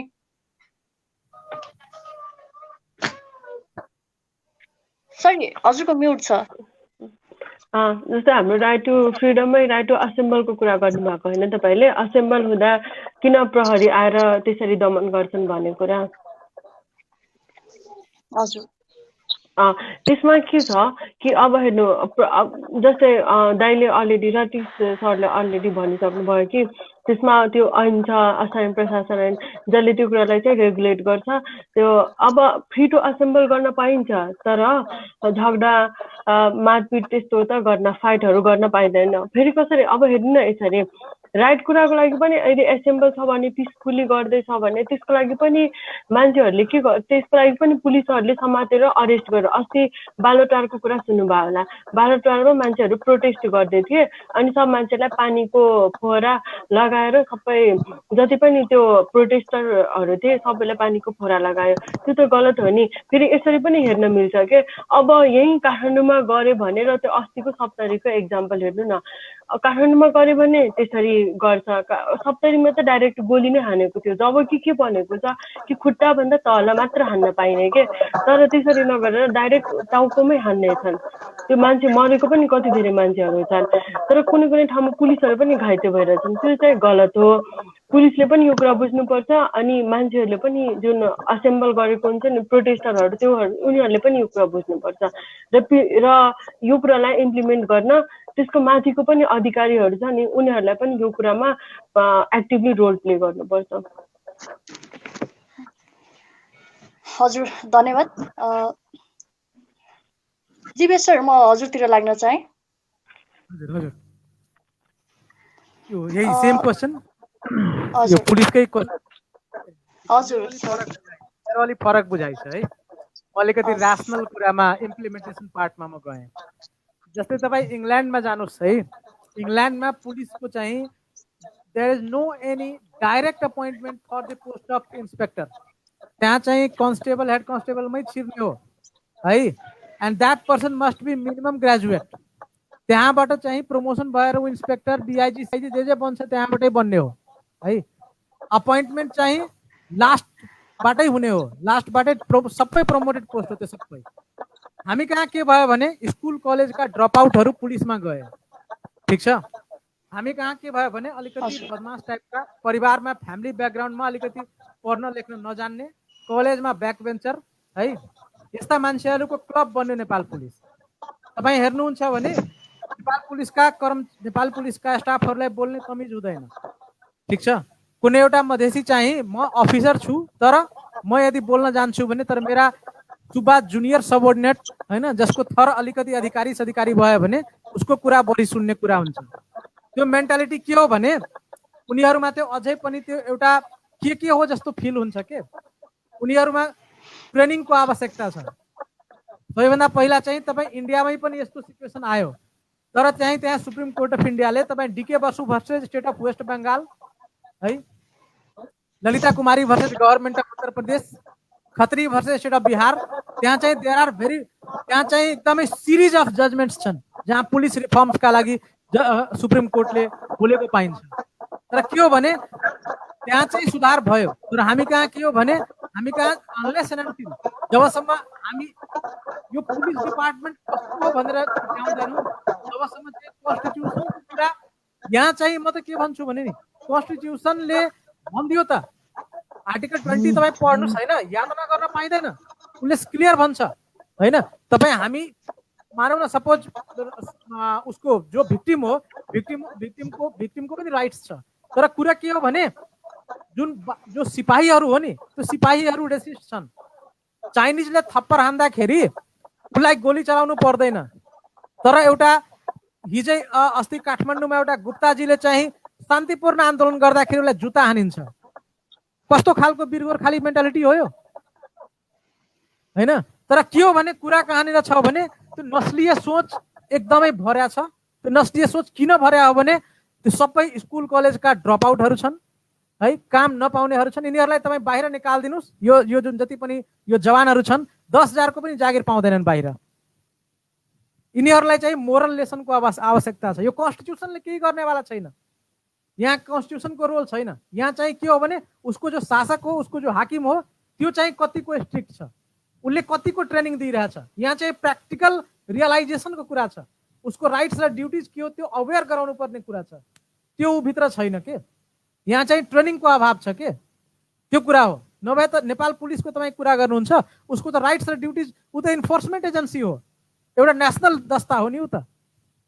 तर उसको के हो भने यहाँ आन्दोलन हुँदाखेरि अब त्यही मधेसमा आन्दोलन हुँदाखेरि धोतीलाई गोली ठोक ठोक भन्छ है, तर त्यही हिम्मत उसलाई काठमाडौँमा पुग्दैन। त्यो कुरा के हो भने त्यो म चाहिँ अब यो कुरा बोल्दैछु, फेरि मलाई यहाँ अरू जो रासनल मान्छेहरूले के भन्दा भने यसले फेरि मधेसी पार्टीको वकालत होइन। म पार्टीको वकालत गर्ने मान्छे होइन, म न्युट्रल मान्छे हो।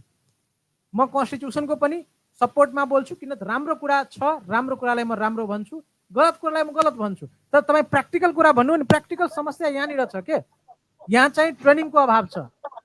नेपाल पुलिसको दस्तालाई एकदमै ट्रेनिङको अभाव छ। मानव स्कुल कलेजको मिनिमम एजुकेसन तोकौँ, कति पढेको मान्छे, कस्तो मोरल क्यारेक्टर भएका मान्छे पुलिस बन्ने त्यो तोकम, अनि मात्रै रिफर्मेसन हुन्छ, नभए त हुँदैन रिफर्मेसन। यो सबै स्कुल कलेजवालाहरू योलाई तपाईँ निकाल्नुहोस् न। यो तपाईँ 5,000 10,000 को प्राइभेट सेक्टरमा जब मिल्दैन यिनीहरूलाई। त्यही भएर यिनीहरूबाट रुल अफ ल इम्प्लिमेन्टेसन कुरा हुँदैन, त्यो सब वहियात कुरा हो। सरले यो भन्दै गर्दा म थोरै सरको कुरातिर नै लाग्न चाहे। जस्तो सर प्रहरी त जस्तो हजुरले भन्नुभयो कन्स्टेबल र हेड कन्स्टेबलहरूको कुरा अलिक बढी झिक्नुभयो, तर यिनीहरू त आफूभन्दा सिनियर अफिसरहरूको अर्डरमा चलिरहेको हुन्छ नि सर। जस्तै अझै त्यसमाथि भनौँ उनीहरूलाई सरकारले नै अर्डर दिएको हुन्छ नि, यसमा त सरकारले दोषी होइन सर। होइन, सिनियर अफिसरले त्यो गुप्ताजीलाई लात जुत्ता हानेर भनेर सिकाएको हुँदैन। सिनियर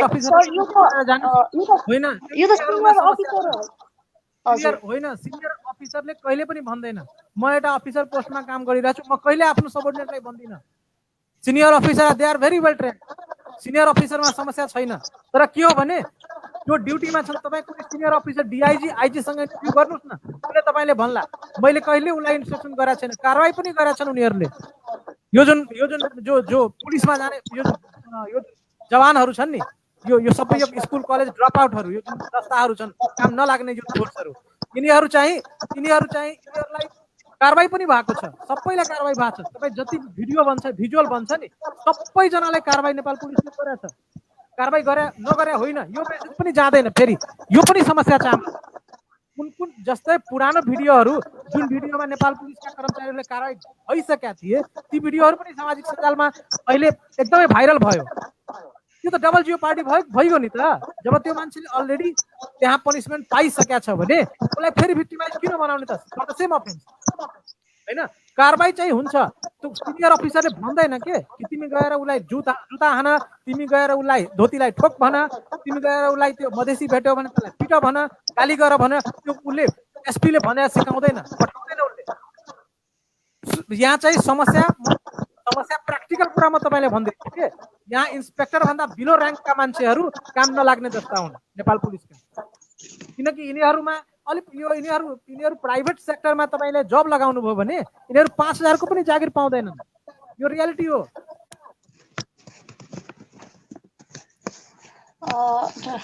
थ्याङ्क यू सर हजुरको विचारको लागि। र त्यसै गरी म अर्को क्वेसनतिर लाग्न थालेँ। जस्तो अहिले हाल चलिरहेको इस्युलाई नै उठाउन चाहे मैले। सरकारले चाहिँ नेपाल कम्युनिस्ट पार्टीका नेता वामदेव गौतमलाई राष्ट्रिय सभामा मनोनयन रूपमा चाहिँ लगेको छ। अनि यो चाहिँ अलिकति यो मेरो व्यक्तिगत विचार पनि हो, यो चाहिँ अलिकति संवैधानिक जुन हाम्रो संविधानको मूल मर्ममाथि नै प्रहार गरेर लगेको हो कि जस्तो देख्न पाइन्छ। यसमा चाहिँ हजुरहरूको विचार के छ होला? यो साँच्चै के संविधानको विरुद्ध नै गएर उहाँलाई मनोनयन गरेको हो त? यसमा म पहिला राख्छु, तपाईहरु काउन्टर दिनु होला है त। हेर्नुस् है, कुरो के छ भने कुनै पनि मान्छे हारेको मान्छे फर्स्ट पास द पोस्ट सिस्टममा हारेको मान्छे चाहिँ उसमा अपर हाउसमा चाहिँ नोमिनेसनमा जानु कुनै गलत होइन। कन्स्टिट्युसनले कतै बाधा गरेका छैन। यो प्र्याक्टिस इभन इन्डियामा छ। Arun Jaitley was given membership in upper house and he then become minister in union cabinet है। अर्को तर्फ तपाईं यदि suppose Ranjan Gogoi chief justice, the then chief justice, retired former chief justice of India, now he is serving as a Rajya Sabha member. तपाईं justice, for example, former chief justice of India justice N. Ray उनी पनि chief justice भएका थिए र इन्दिरा गान्धी सरकारमा उनीमाथि आरोप के थियो भने he had given judgment in favor of the Congress party, so his view was in dissenting. उनको भ्यू डिसेन्टिङ भए पनि उनको भ्यू माइनोरिटी भ्यू भए पनि कोर्टमा जजमेन्टमा है, तर उनी इन्दिरा गान्धी सरकारप्रति अलिक वफादार भएको थिए। त्यसपछि इन्दिरा गान्धीले अरू 3टा सिनियर मोस्ट जज जस्तै जस्टिस एचआर खन्ना यिनीहरूलाई सुपरसिड गरेर उनलाई चिफ जस्टिस अफ इन्डिया बनाइयो। तर के भयो भने उनलाई पछि चाहिँ बेङ्गलोरबाट उनी चुनाव पनि लडे र साउथबाट उनी जितेर पनि आए है, एमपी पनि भए।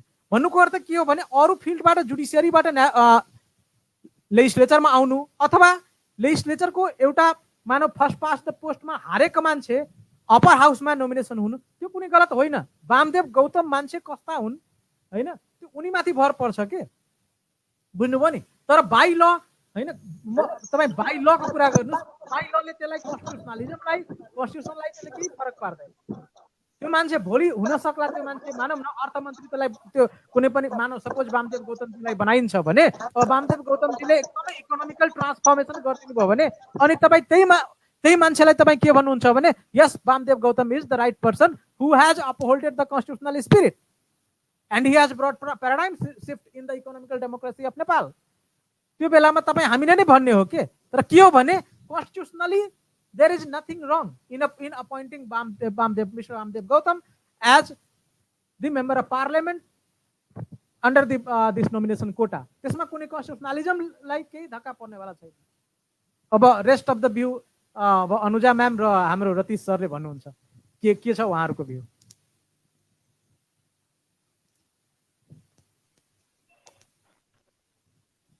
अनि जीवेशसँग म 100% सहमत नै छु। जीवेशसँग म 100% सहमत नै छु।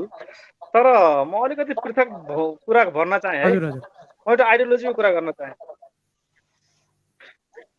जसलाई अब यो त्यही डेमोक्रेसी भन्नु वा 2/3 मेजोरिटीको कुरा के छ भन्दाखेरि नातावाद कृपावाद त जहाँ पनि छ। मलाई एउटा कुरा के चाल लाग्यो भन्दाखेरि नि नेपालभरिमा वाम राख्नु कन्स्टिट्युसनलिस्ट ठिक छ, तर वामदेवै किन भन्ने पनि त प्रश्न हो नि त।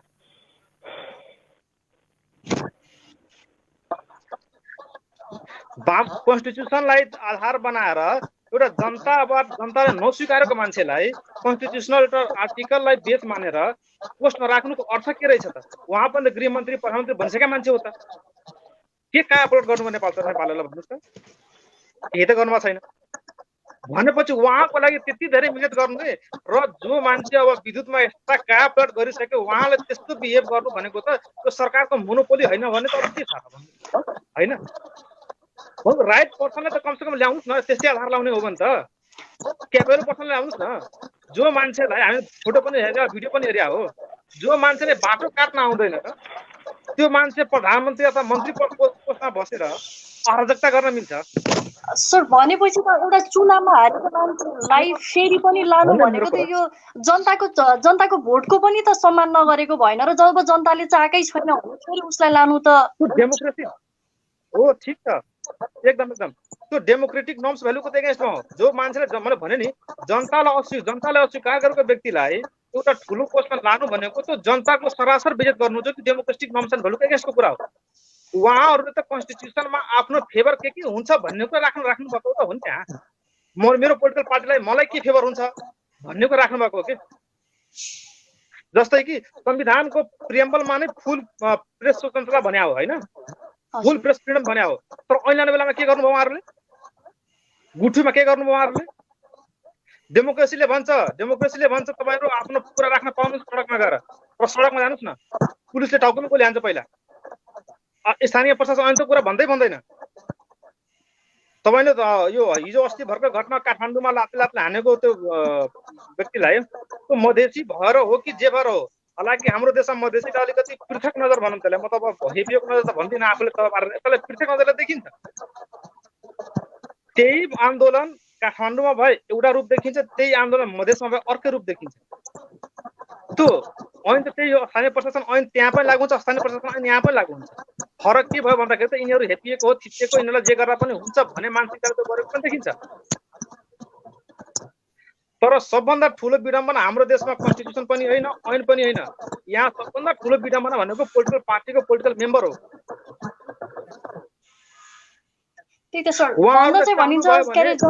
उहाँहरूले चाहनुभयो भने देशलाई 1 मिनेटदेखि 1 दिनमा सुधार दिनुहुन्छ। यही फेडरल युनिटी हुँदाखेरि युनिटी सबभन्दा खत्तम सिस्टम अफ गभर्नेन्स हो, फेडरल आउनुपर्छ, यस्तो गर्नुपर्छ, सेन्ट पावरलाई डिसेन्ट्रलाइज गर्नुपर्छ भन्ने उहाँहरू नै हो। युनिटी सिस्टमबाट चाइना राम्रो चलेको छ, फेडरलबाट अमेरिका राम्रो चलेको छ। सिस्टम केही पनि खराब होइन, मान्छेको मानसिकता र चलाउने तरिका मात्र फरक हुन्छ।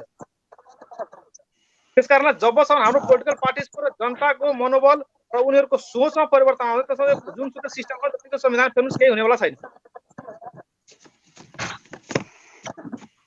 यो संविधानले चाहिँ जनताको शासन हो, जनताको शासन चल्छ भनेर भन्ने, तर यहाँ त यो के अरे यसले चाहिँ के देखियो भन्दाखेरि अहिले जनताको शासन नमानिरहेको सत्तामा रहेको व्यक्तिले आफ्नो मर्जीले शासन चलाइरहेको हो कि जस्तो पनि देख्न पायौ नि, होइन र? म एउटा सानो कुरा जोडेँ यसमा, हजुर ठिक कुरा हो। हाम्रो अहिले इन्डियाको महाराष्ट्रको कुरा हेर्दै हुनुहुन्छ नि, कङ्गना रनावतले अथवा जसले एउटा सानो ट्विटरको माध्यमबाट अथवा जुनसुकै सोसियल मिडियामा एउटा कुरा राख्ने बित्तिकै त्यो कुरा सरकारको एगेन्स्टमा छ भने उसको घर भत्काइदिने, गएर त्यहाँ पिट्ने, उसलाई फिजिकल एसल्ट गर्ने, फिजिकली हर्ट गर्ने कुराहरू देखिरहेको छ नि। यो भनेको त सरासर डेमोक्रेटिक नर्म्सको एन्ड भ्यालुको एगेन्स्टको कुरा हो नि। नेपालमा पनि त्यस्तो हदसम्म त भएको त छैन, तर कता कता सुन्न चाहिँ पाइन्छ कि सरकारको विरुद्धमा यस्तो कुरा गर्न पुलिसले लाठीचार्ज गर्छ देखिएको पनि छ। तर त्यो कुरा त्यसरी इन्डियाको महाराष्ट्रको यस्तो फ्ल्यास भएको त छैन, तर त्यो कुरा त्यसरी व्याख्या गर्न चाहिँ मिल्छ। भनेपछि सरले अप्रत्यक्ष रूपमा चाहिँ त्यस्तो भएको छ भन्न खोज्नु भएको? एकदम एकदम एकदम। तर त्यति मात्र होइन, but this concept and this implementation is based on the territory and the group of the people. यही कुरा पहाडी समुदायमा भयो भने अन्यथा कोही पनि नदिनुलाई प्लिज म रिक्वेस्ट गर्छु। त्यही कुरा एउटा पृथक समाजले गर्यो भने त्यसमा अलिकति लिबरल हुन्छ, अर्को पृथक समाजले गर्यो भने त्यसलाई अलिकति स्ट्रिक्ट लिन्छ। एउटा इक्जाम्पल दिन चाहन्छु। हाम्रो रेशम चौधरीलाई यदि उहाँ इलिगल मान्छे हो अथवा not capable for the right person in the right place, then उहाँलाई उठाउन किन दियो? उठिसकेपछि उहाँलाई चुनावमा जित्नुभयो भने उहाँ जेल किन हाल्नु पर्यो? यदि जेल हाल्नु भयो, यदि उहाँ अपराधी हो भने पार्लियामेन्टमा बस्न मिल्दैन भने उहाँलाई टिका किन लगाउनु पर्यो? हो कि होइन? यो सबै कुरा हेर्दाखेरि के हुन्छ भने सरकारलाई जे मन लाग्छ त्यो गर्दा त हुन्छ कि हाम्रो नेपालमा त। यदि उहाँ अपराधी हो, अपराधीले चुनाव लड्न पाइँदैन, जित्न पाइँदैन अथवा उसले मेम्बर अफ पार्लियामेन्ट बन्न पाइँदैन भने तपाईँ उहाँलाई अपराधी राखेर हुनमा राख्नु भएको छ भने तपाईँ कुन राइट लिएर, कुन कन्स्टिट्युसन आजलाई त लिगल राइट लिएर तपाईँ त्यहाँ टिका लाउनु उहाँलाई होइन? भन्न खोजेको के भन्दाखेरि यो certain इस्युमा democratic norms and value are also violated by the even the state of the state, even the government of the Nepal भन्ने कुरा मैले यहाँलाई कन्क्लुड गर्न चाहे। अब अरू साथीहरुको के छ? जी सर, के भन्न चाहनुहुन्छ? उहाँ कुरा एकदम एग्री हो कि अब रेशम चौधरी चाहिँ एक्युज थरवट उसमा मुभमेन्टमा एक्युज हुँदाखेरि जेल बस्नु पर्ने हैन।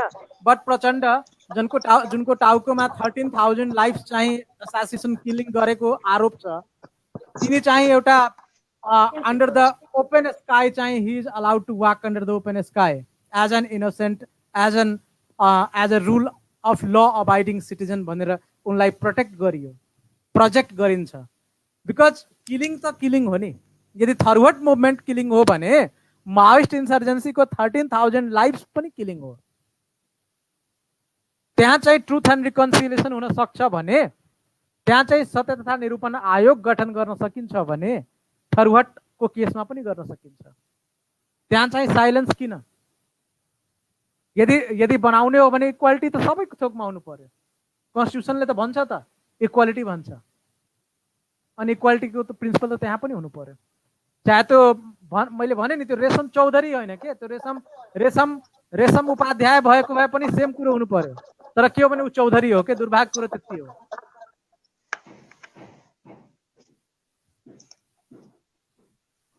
अनुजाजी हजुर के भन्न चाहनुहुन्छ यस विषयमा? अब हेर्नु, कम्पिटेन्ट मान्छेलाई त्यो दुईजनाले भन्नुभएको कुरा एकदमै राइट हो होइन। अब कम्पिटेन्ट मान्छेलाई यदि लग्यो भने, जस्तै एक्जाम्पल लिउँ न, युवराज खतिवडालाई, उहाँ चाहिँ फर्मर गभर्नर अफ नेपाल हुनुहुन्थ्यो, अनि उहाँलाई चाहिँ लग्यो फाइनेन्स मिनिस्टर बनाएर। न त हामीले त्यति धेरै अचिभमेन्ट त उहाँसँग पनि एक्सपेक्ट गरे जस्तै अचिभमेन्ट उहाँसँग पनि प्राप्त भएको छैन। जब उहाँसँग त्यस्तो कम्पिटेन्ट मान्छेसँग पनि प्राप्त भएको छ भने उहाँ वामदेव गौतम, उहाँ त क्वालिफिकेसन नभएकै मान्छे हुनुहुन्छ।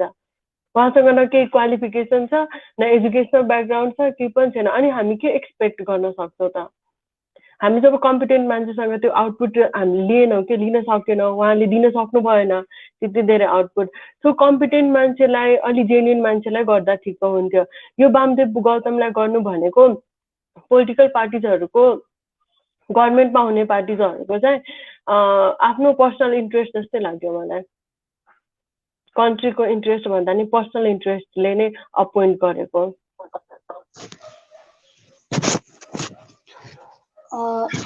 हस् धन्यवाद म हजुर सर यो पर्सनल इन्ट्रेस्टको कुरो छ नि दिस पर्सनल इन्ट्रेस्ट त अब हाम्रो यो मधेसी पार्टीमा पनि छ हेर्नुहोस् है जुन कन्स्टिट्युसनको यिनी चाहिँ ट्रेड इम्बार्गो लगाएर प्रोटेस्ट गरे त्यही कन्स्टिट्युसनको परिधिमा रहेर सरकारमा मजाले रसास्वादन गरिरहेछन् सत्ताको रसास्वादन है त्यो चाहिँ कतिको जायज हो त्यो पनि पर्सनल इन्ट्रेस्ट हो वामदेव गौतम पनि पर्सनल इन्ट्रेस्ट हो भने त्यो पर्सनल इन्ट्रेस्ट पक्कै पनि हो वामदेव गौतम धेरै क्वालिफाइड मान्छे होइनन् उनी त्यसमा मेरो पनि सहमति छ तर मधेसी पार्टी पनि कम्ती छैनन् त्यो पर्सनल इन्ट्रेस्ट त्यहाँ पनि छ मजाले चाहिँ ट्रेड इम्बार्गो लगाउने बाटो तताउने 40 जना मान्छे किन मरियो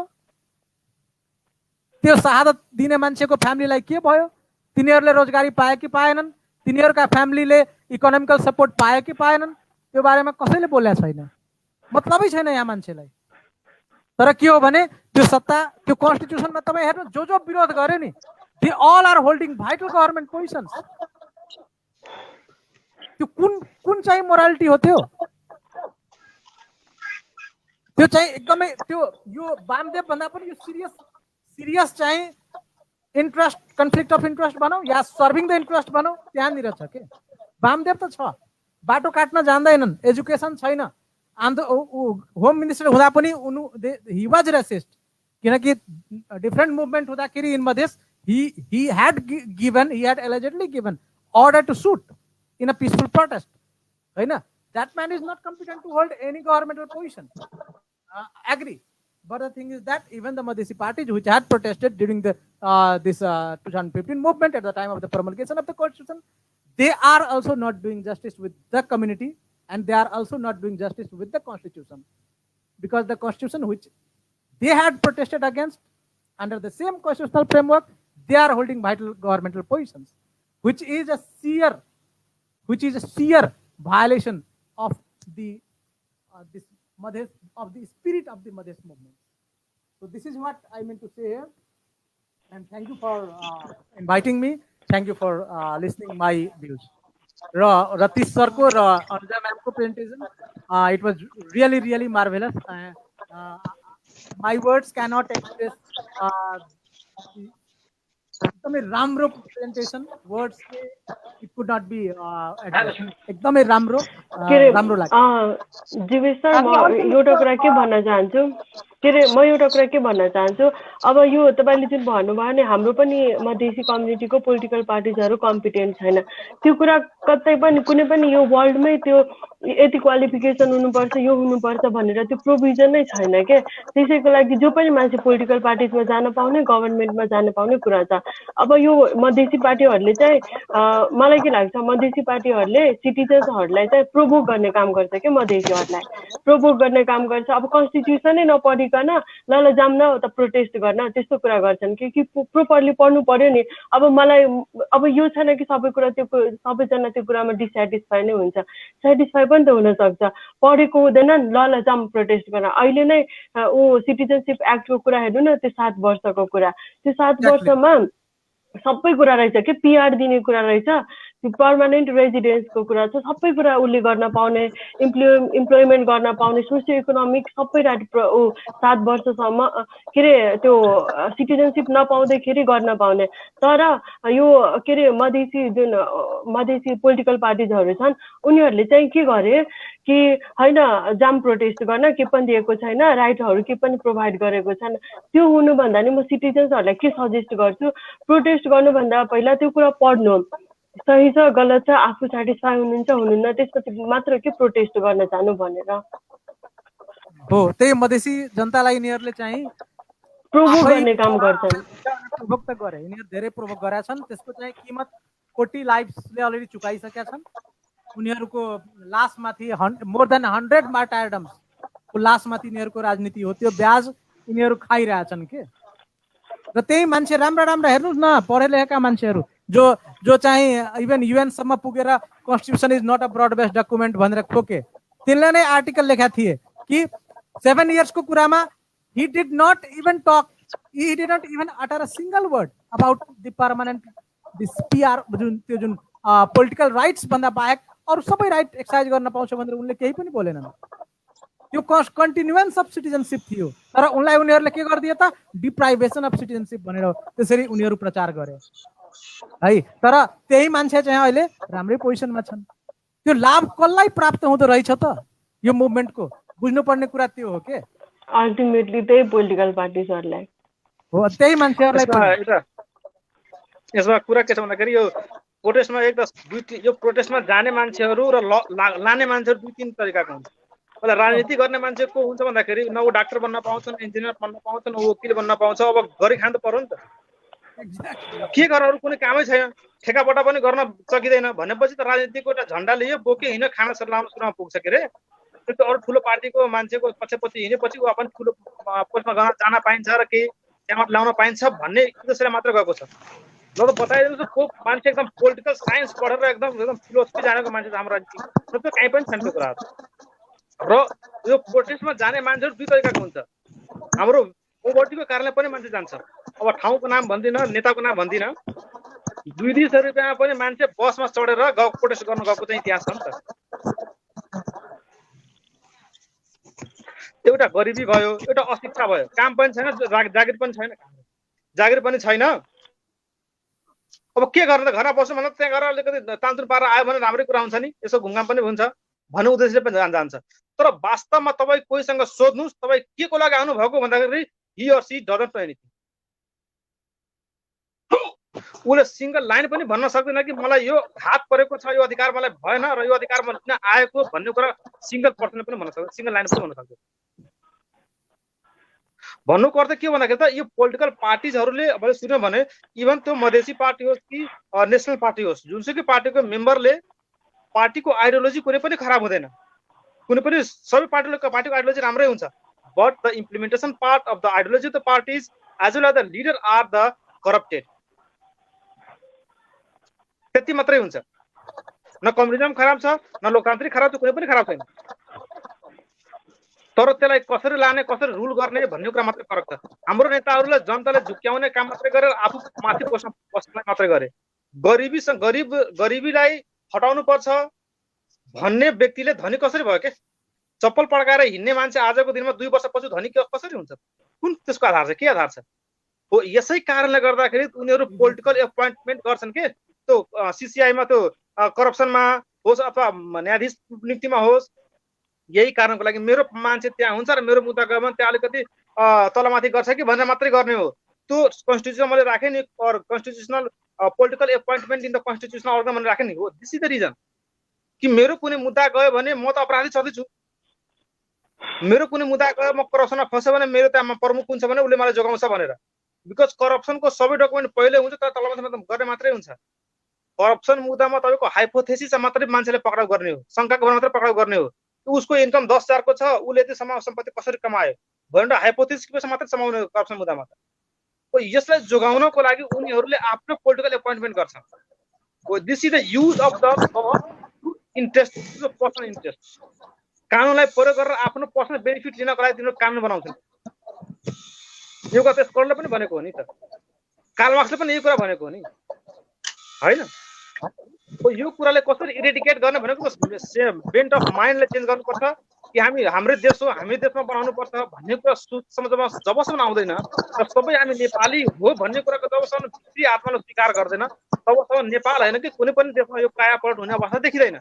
जुनसुकै आइडियोलोजी ल्याउनु, जुनसुकै बात ल्याउनुहोस्, जुनसुकै नेता ल्याउनुहोस्, केही हुनेवाला छैन। यहाँ हामीले सुनेको पनि हो, अब त्यसलाई अन्यथा शब्द नजाओस्। सिङ्गापुरले भनेको थियो नेपाललाई देऊ म सिङ्गापुर बनाइदिन्छु नि, नेपालको नेताले के भनेछ त? सिङ्गापुर होइन, तिमी सिङ्गापुर नेपाललाई देऊ म नेपाल बनाइदिन्छु भनेको थियो नि। This so the sent of mind, bent of mind of the political parties. उसले व्यङ्ग हानेको हो नि त कि नेपाली लिडरसँग भिजनै छैन। एउटा यही नेपालको इतिहासको पुर्खाको प्रधानमन्त्री हो जो कि इन्डियामा जे कुरा हुँदाखेरि नेपालसँग परामर्श गर्थ्यो, एउटा इक्वल रिलेसन थियो। आज हेर्नुहोस् त कस्तो ड्रास्टिक चेन्ज छ के। यो सबै कुरा हो आफ्नो नेसनसँग बेइमानी गर्ने काम हो। नेसनसँग बेइमानी कहिले पनि जनताले गर्दैन, गरिब जनताले कहीँ पनि बेइमानी गर्दैन। ऊ जहिले पनि मर्छ, इतिहास छ। तराईको बोर्डरमा मर्ने व्यक्ति पुलिस भन्दा पनि बढी के हो त तराईको जनता हो। हस्, धन्यवाद सम्पूर्ण। हस्, हामी कार्यक्रमको अब अन्त्यतिर छौँ। विशेष गरी तपाईँहरू सम्पूर्णलाई धन्यवाद दिन चाहन्छु। तपाईँहरूले आफ्नो विशेष समय दिनुभयो हाम्रो लागि। र हामी अन्त्यमा चाहिँ तपाईँहरूले आफ्नो यो संविधान दिवसको चाहिँ शुभकामना राखेर चाहिँ बिदा हुन सक्नुहुन्छ।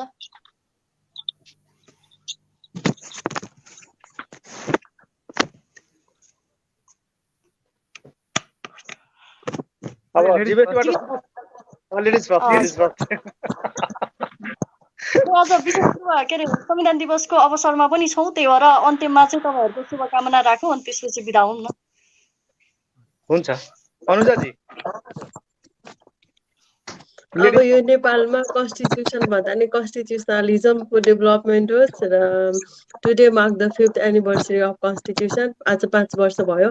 सबैजनालाई happy constitution day. Thank you. धन्यवाद। 2072-मा जारी भएको संविधान हाम्रो इतिहासले 10-10 वर्षमा फेरेको त्यसको अवस्था नआओस्, अनन्तकालसम्म जाओस् भन्ने शुभेच्छा र समय सापेक्ष यसमा परिवर्तन हुने आशा राख्दै सबै जनता, सबै व्यक्ति, सबै पार्टीले आफ्नो अपनत्व फिल गरोस्, महसुस गरोस्। त्यो उद्देश्यले यो संविधान भविष्यमा लागू पनि होस् भन्ने आशा राख्दै सबैजनाले संविधान दिवसको सबैजनालाई शुभकामना छ। हस्, धन्यवाद। यसमा गरेको कुराहरू यो टिएलएस मात्रै हुनेछ। I am accepting the constitution but with the critical legal analysis भन्ने। सो यसलाई हामी कन्स्टिट्युसनको विरुद्धमा छौँ, हामी एन्टी कन्स्टिट्युसनलिजममा छौँ, हामी एन्टी कन्स्टिट्युसन भन्ने कुरा नजाओस्। संविधानलाई स्वीकार गर्दै यसमा भएका कमी कमजोरलाई हामी एनालाइसिस मात्रै गरेको हो। यो कुरा यही रूपमा प्रभाव होस् भन्ने आशा राख्दै बिदा माग्छु। धन्यवाद। हस्, धन्यवाद। Very happy constitution day to all of you. मेरो मात्र के हो भने इन्डियामा जस्तै Kesavananda Bharati versus state of Kerala 1973 मा बेसिक स्ट्रक्चर डक्ट्रिन प्रपाउन्ड गरिन्छ र it's only because of the rulings of the Supreme Court of India. The Constitution of India is standing like a tall and a strong tree. तर हाम्रो केसमा के भयो, 1948 बाट constitutional journey सुरु हुन्छ र 2015 मा आउँदाखेरि we have changed 6 constitution and now we are into 7th one. तर इन्डिया त्यही जर्नी त्यही टाइमबाट सुरु गर्छ, एउटामा छ र त्यो अनन्त कालसम्म जान्छ। किन? Because of the ruling of the supreme court of India. र त्यो सुप्रिम कोर्ट अफ इन्डियाले त्यहाँ पनि सुप्रिम कोर्ट जजमेन्टलाई यहाँको गभर्मेन्टले जस्तो भायोलेट गर्छ त्यहाँ पनि गर्छ, तर के भन्छ त त्यहाँ उसले कम्प्लायन्स रिपोर्ट माग्ने चलन छ अहिले। त्यो journey बन्धुवा Mukti Morcha versus union of इन्डियाबाट सुरु हुन्छ। बन्धुवा मुक्ति मोर्चाको केस तपाईँहरूले हेर्नुभयो भने 1980s को ल्यान्डमार्क केस हो। Justice P N Bhagwati was world wide praise. यही जस्टिस पीएन भगवती हुन् जसले PIL को concept was propounded by him. पहिला त सोशल इन्ट्रेस्ट लिटिगेसन भनिन्थ्यो। He was the person who had coined the term public interest litigation, PIL. PIL एउटा Indian concept हो। त्यसरी हामी चाहिँ के हुन्छ के चाहन्छौँ भने हाम्रो देशमा पनि त्यस्तै किसिमका बेसिक स्ट्रक्चर डक्ट्रिनहरू लिएर आउनुहोस्। त्यो बेसिक स्ट्रक्चर डक्ट्रिन तपाईँले हेर्नुभयो भने त्यसकै रेप्लिका बेसिक स्ट्रक्चर डक्ट्रिनकै रेप्लिका तपाईँ हेर्नुहुन्छ प्रिएम्बलमा। त्यहाँ उसले जस्तै सेकुलरिजमको कुरो गर्दो रहेछ, डेमोक्रेसीको कुरो गर्दो रहेछ, रिपब्लिकनिजमको कुरो गर्दो रहेछ। These are the basic structures of the constitution. र त्यो सबै यदि हाम्रोमा समाहित छ, हो हाम्रोमा केही डिससेटिस्फ्याक्सन होलान्, त्यो dissatisfaction they could be amended with the passage of time. त्यही भएर हामी चाहिँ कन्स्टिट्युसन डेमा सबैजना एउटा मात्र के गोल राखिदिनु पर्छ भने हामी चाहिँ एउटा अलिकति इकोनोमिकली पुवर कन्ट्रीमा छौँ। हामी चाहिँ धेरैभन्दा धेरै कन्स्टिट्युसन फेर्न त्यो राम्रो पनि होइन। वर्ल्ड रेकर्ड पनि हामीले बनाउनु छैन कि हामी सबैभन्दा बढी वर्ल्ड रेकर्ड कन्स्टिट्युसन ड्राफ्टिङमै वर्ल्ड रेकर्ड बनाउनु त राम्रो मेसेज जाँदैन। फ्रान्सलाई धेरै टाउको दुखाइ भइसक्यो 4वटा कन्स्टिट्युसन फेर्दैमा, उसको नेसनल बेइज्जत हुन्छ, हाम्रो पनि नेसनल बेइज्जत हुन्छ। त्यस्तो काम त्यस्तो 7वटा भइसक्यो, 8-10वटा भयो भने। त्यही भएर हामी चाहिँ यही constitution, let's live by the constitution र हाम्रो कन्स्टिट्युसनल मोरालिटीलाई हामीले मानिदिनु पर्यो र कन्स्टिट्युसनली इम्पावर्ड सिटिजनरी होस् र भोलिको दिनमा पोलिटिक्स पनि त्यस्तै होस् भन्ने यही शुभेच्छा यही शुभकामनाका साथ म सम्पूर्ण नेपाली जनता मेरो आफ्ना family members and all my near and dear ones, I would like to extend my heartfelt Constitution Day to all of you. Thank you.